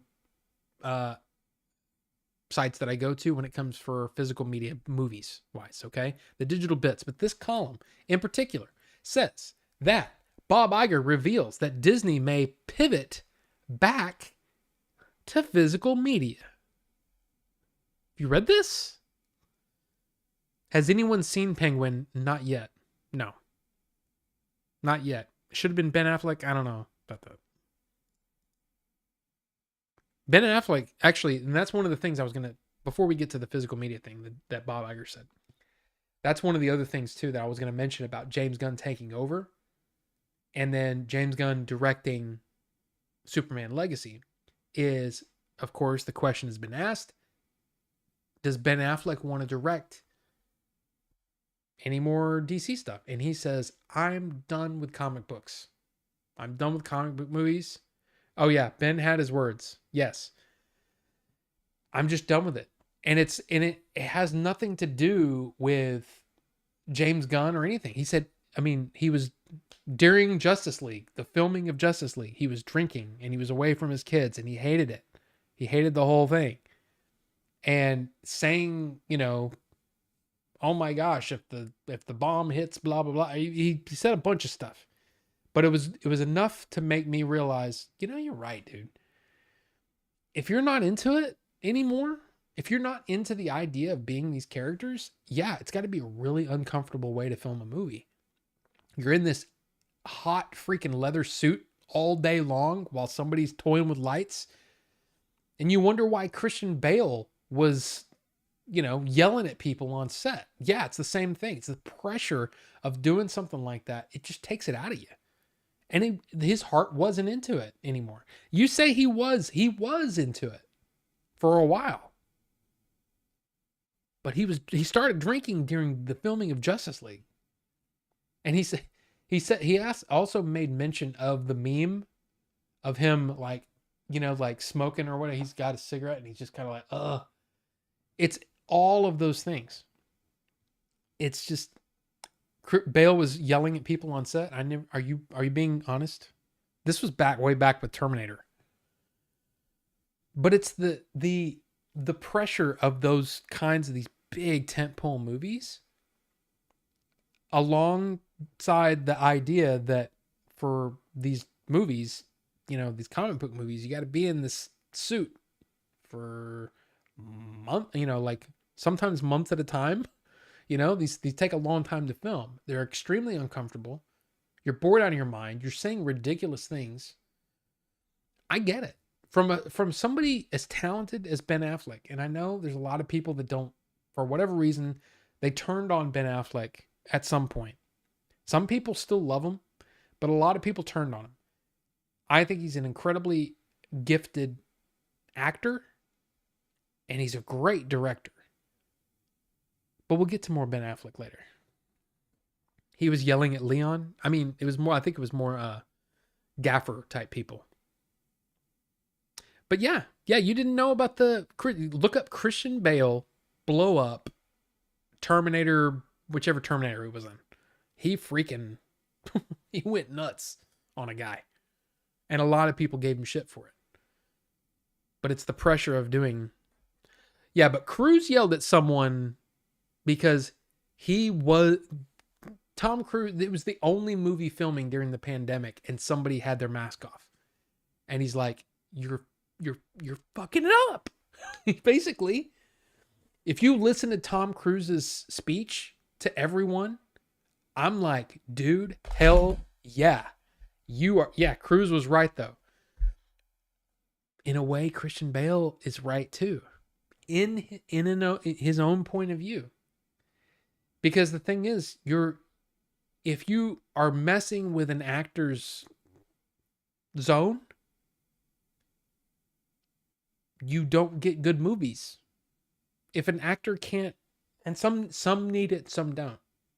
Some people can just snap right back into the zone and do it. Some people can't. Christian Bale is one of those that needs to get into the zone.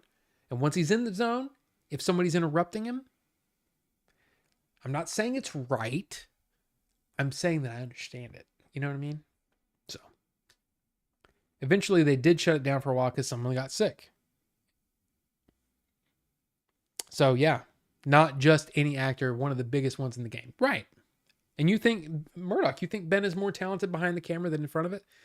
Well, I know this is going back a while, but I love the scene. If you remember it, you know exactly what I'm talking about. In Good Will Hunting, when he's talking to Matt Damon about there are times when I knock on the door. I mean, I can't do it in a Ben Affleck voice, Boston, whatever. It's like there's a time every morning, it's sometimes it's just a short little period of time when I knock on the door and I hope that you won't be there. And that scene is holy crap. Ben Affleck can act. I mean, he's got his moments in a lot of different movies, and then, dude, watch him in Dogma. Ben Affleck is the bomb in Dogma. I know he's also the bomb in Phantoms, but he's the bomb in Dogma. I really wish we had gotten the Batman movie directed by him. Right, but again, the whole filming of Justice League is like, it kind of broke Ben Affleck. You know? They always yell at the underlings though, never the director. Oh, there's plenty of actors that get into it with the director. That stuff just doesn't come out. Because that can affect your career. You know what I mean? There's plenty of actors and directors that don't get along. I mean, why do you think we have actors that leave projects for irreconcilable? Not that's a divorce thing. What do they call it? Creative differences. It happens a lot. Edward Burns and Ben Affleck should do a comedy movie together about them being brothers. I mean, go do it. But let's get into this because it's already 10 o'clock and I've still got a few things to talk about. I think. I'm pretty sure I've got a few things. So Bob Iger reveals that Disney may pivot back to physical media. Now, this is interesting. Never thought I'd hear Bob Iger say something like this because Disney Plus was kind of his baby. Disney reported a quarter one operating loss of $212 million on revenue of $2.46 billion in its content sales / licensing and other segment, in part due to a dearth of home entertainment releases. The decrease in home entertainment results were due to lower unit sales of new release titles, reflecting fewer releases and catalog titles. Iger believes the push towards streaming theatrical titles undermined the licensing and retail businesses. What? Say it and so, Bob. Of course. You put all your shit.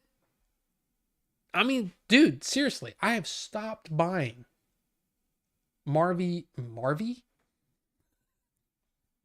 I have stopped buying Marvel Blu-rays, 4K Blu-rays, and other Disney Blu-rays, like Pirates of the Caribbean in 4K and all that kind of stuff.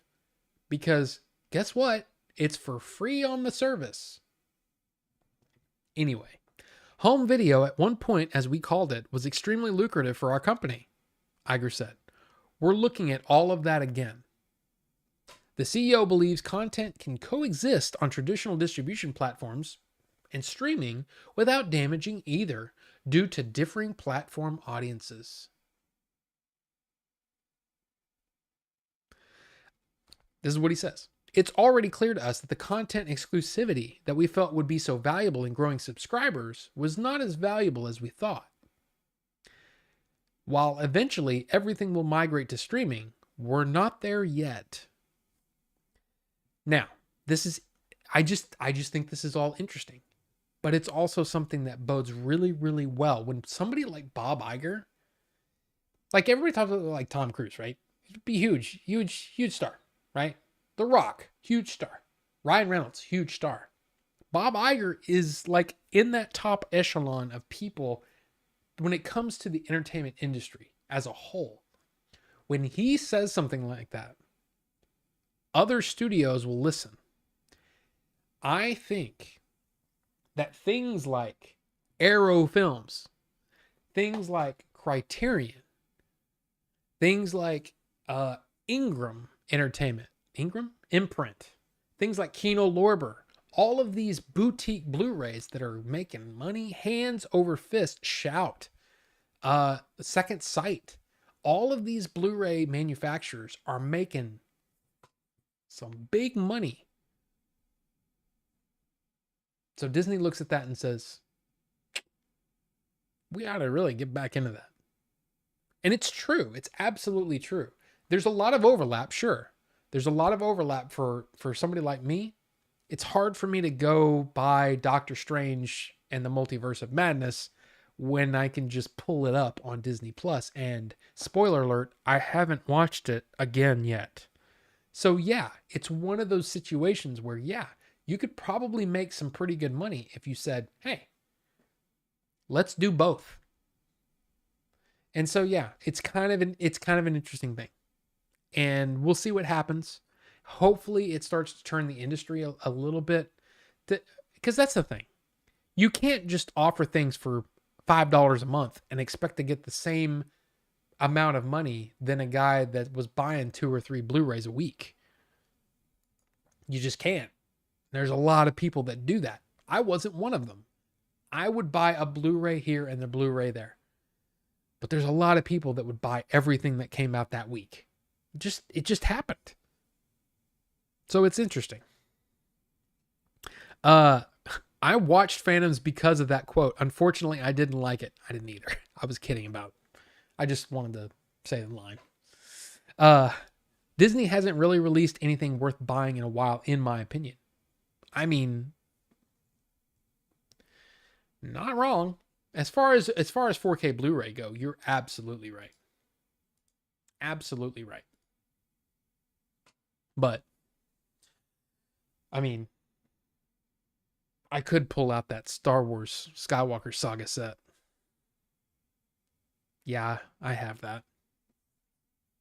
Even though you guys have heard me talk about the sequel trilogy a lot, but I have it. Anyway, last thing when it comes to news stuff. Did you guys see this? I mean, you remember the Daniels? You know, those guys that won Best Screenplay, Best Director, Academy Awards, and directed Michelle Yeoh, Ke Huy Quan, and Jamie Lee Curtis to their first Oscars.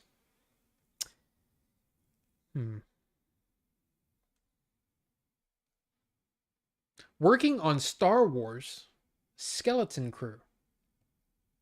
Weren't we just talking about the fact that they could move on to do pretty much whatever they want? And I've talked about how many times that I kind of feel like in a big way, the fan base has scared some directors from even wanting to toy around in the Star Wars universe.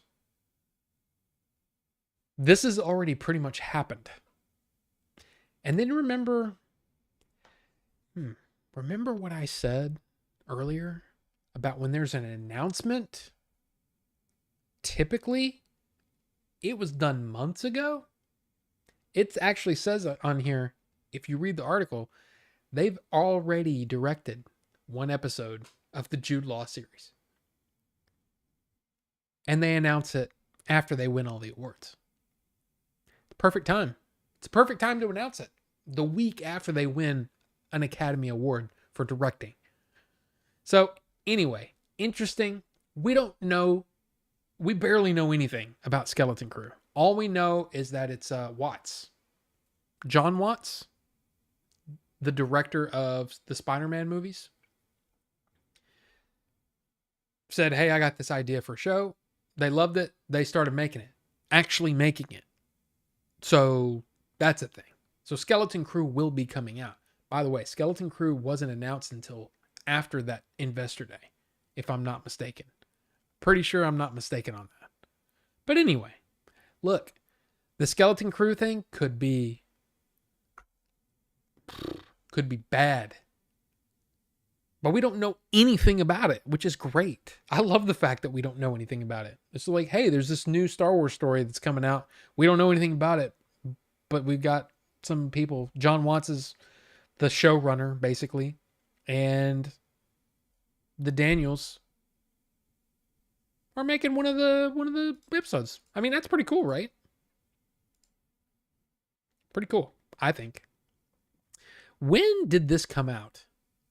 When did this actually come out? Oh, it isn't out yet. All right, well, we'll talk about that in a minute then. So, first off, you guys asked about John Wick. John Wick 4. That comes out this week. Kind of curious about what people think about it. Of course, there's no audience score yet. 0 ratings. But 93%? For John Wick 4? John Wick 4, which is the longest John Wick movie so far at 2 hours and 49 minutes. What? Why? Why does this movie have to be 2 hours and 49 minutes? Oh, I don't care. It's got a 93% rating. Holy crap, man. This is fantastic news. And guess what? It's the highest rating on Rotten Tomatoes for any John Wick movie. Each one has gone up. I hear this is the last one in a long time. I mean, maybe. There isn't a bad John Wick movie. You're right, but I'll be honest with you. As much as, dude, I love Keanu Reeves. And I've loved Keanu before people loved Keanu again. I've loved him ever since Bill and Ted's Excellent Adventure. That is the movie that made me go, I love this guy. Then I saw him in a movie he was in Bram Stoker's Dracula. And I mean, holy crap, that movie's bad. Okay. And I'm not talking like the movie's not, okay, let me take that back. The movie's not bad. He is incredibly miscast in Dracula. But yeah, you've got Speed, you've got Point Break. You still haven't mentioned the movie that I'm talking about. In 1993, he did a movie called Little Buddha that I loved. Loved that movie. Movie's really good. Really good. And he's really good in it. Yeah, there you go, Ricky. Thank you. Good job. But yeah. But yeah, I mean, look at those movies. Point Break, yes. Little Buddha, yes.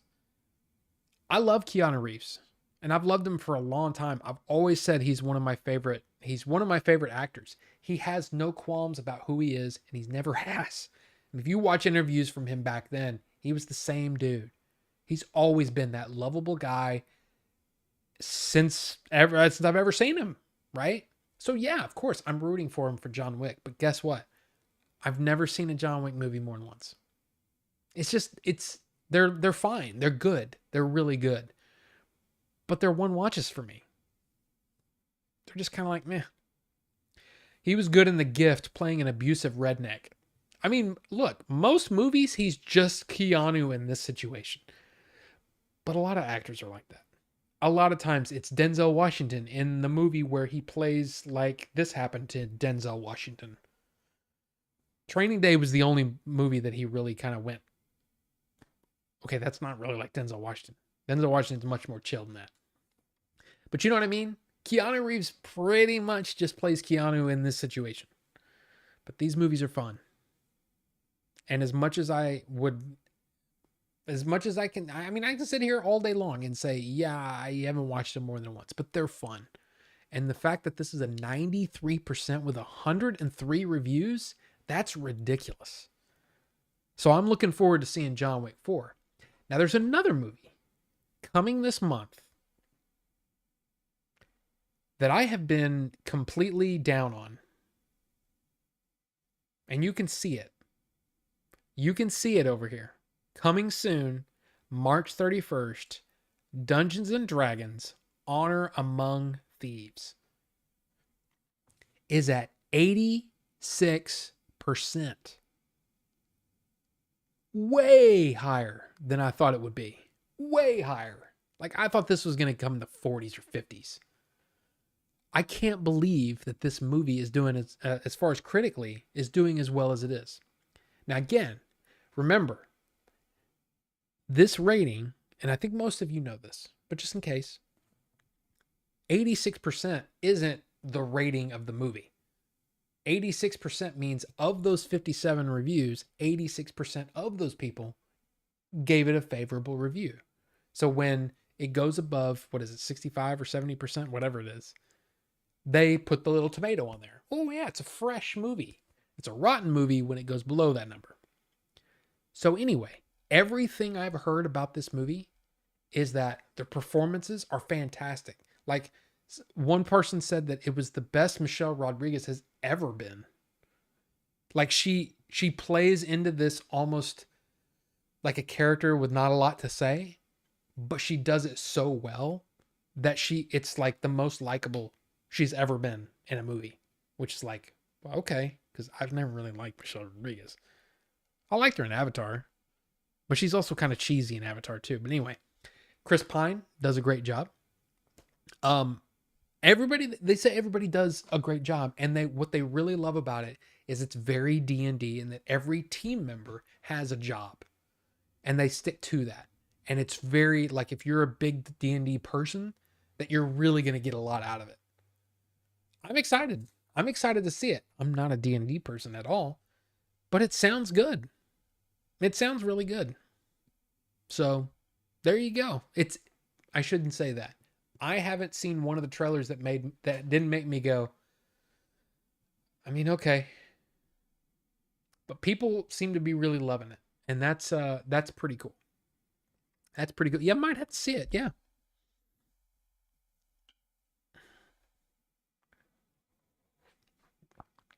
Dude, there's I can't remember the comedian's name. Farrow, something Farrow, Jay Farrow, I think is his name. He was on Saturday Night Live for a while.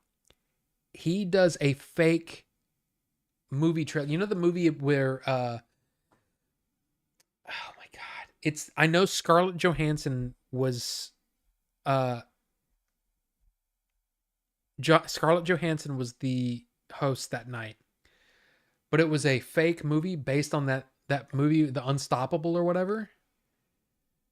And it's Jay Farrow as Denzel Washington. Dude, if you haven't seen that, it's freaking great.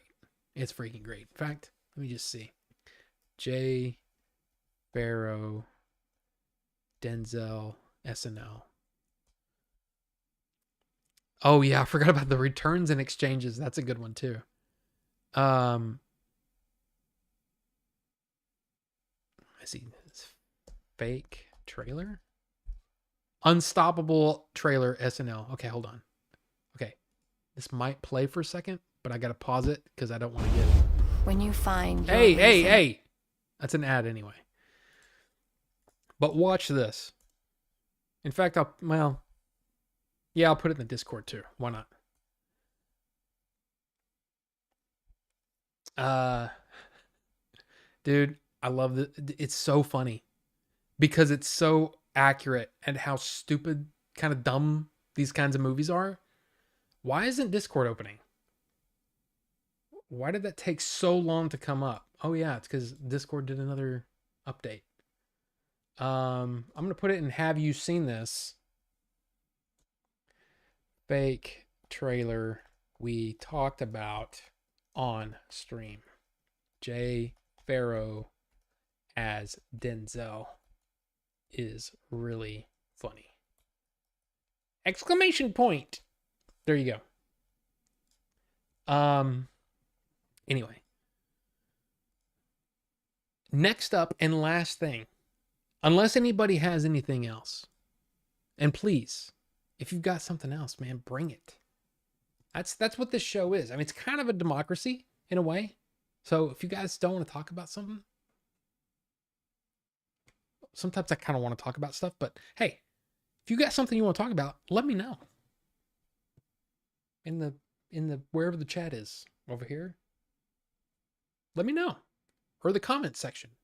If you're watching it afterward, which I don't know a whole lot of people. So, I mean, there's some people that watch them afterward, but sometimes I think it's just Bujo.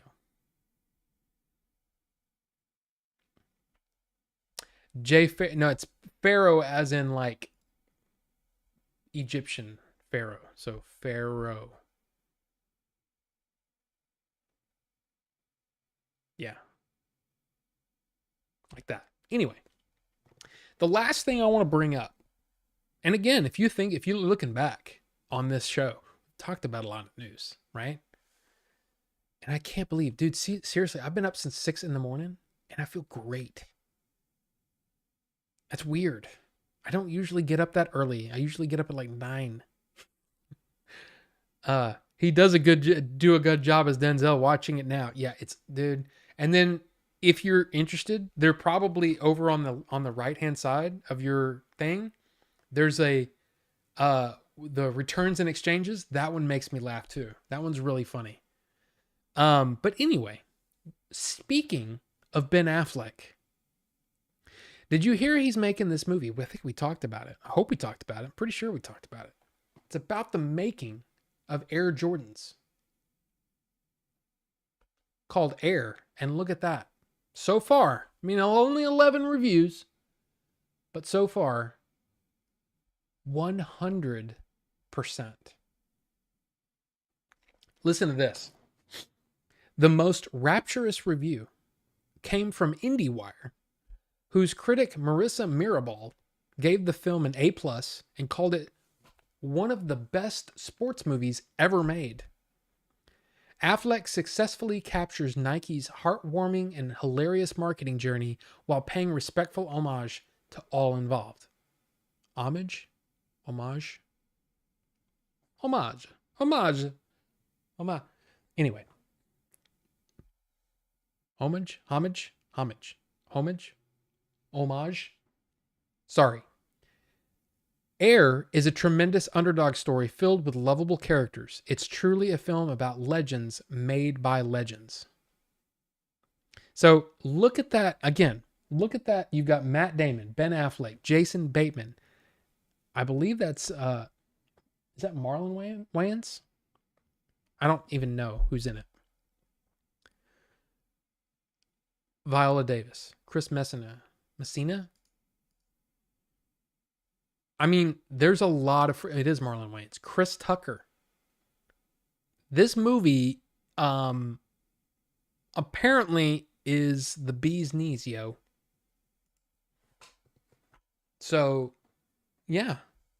Look forward to Air when it comes out. When does it come out? April 5th. Apparently this movie's really, really good and is already getting early Oscar buzz for this year. So there you go. That's my next class. April 5th. Or Air. Homage. So there you go, guys. That is the show for today. I mean, that's all I had. There's a lot of stuff. That fake trailer was great, right? It's funny and it's old. I mean, it's really, really old, but it really makes fun of all the I mean, come on. They still make movies like that and they're just so dumb. Like, I kind of think that every Gerard Butler movie is made exactly like that. But fun hanging out with y'all. Well, Murdoch, thank you for hanging out. It's fun hanging out with you. But yeah, that's the show, guys. I'm actually kind of tired, and I've only eaten once today. I think I might eat something because I only had McDonald's on the way home from the freaking jury duty thing. But thank you guys. Thank you guys for being here. Of course, thank you to Rufus the Red for that support, that monetary support, that although you don't have to do that, I really do appreciate that. I just appreciate you being here. I appreciate you hanging out and taking part in the show. And it's just fun. I love putting these shows together and I love doing lives. Thank you. Oops, excuse me. Sorry, hit the microphone. Thank you guys for voting for Cinnamon Bun because it's kind of awesome. But thank you guys. And yeah, we'll do it again next week. And stuff. Look out for oh yeah, Mandalorian tonight. New episode. And yeah, we'll see you when we see you. Any of the videos or shorts I do. And then if not, you will see you back here on Tuesday. So you guys have a great one. Bye.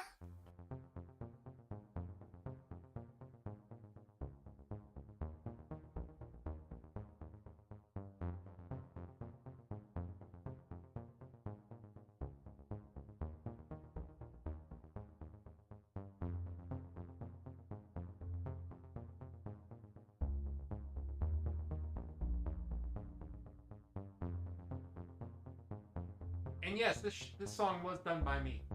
Yes.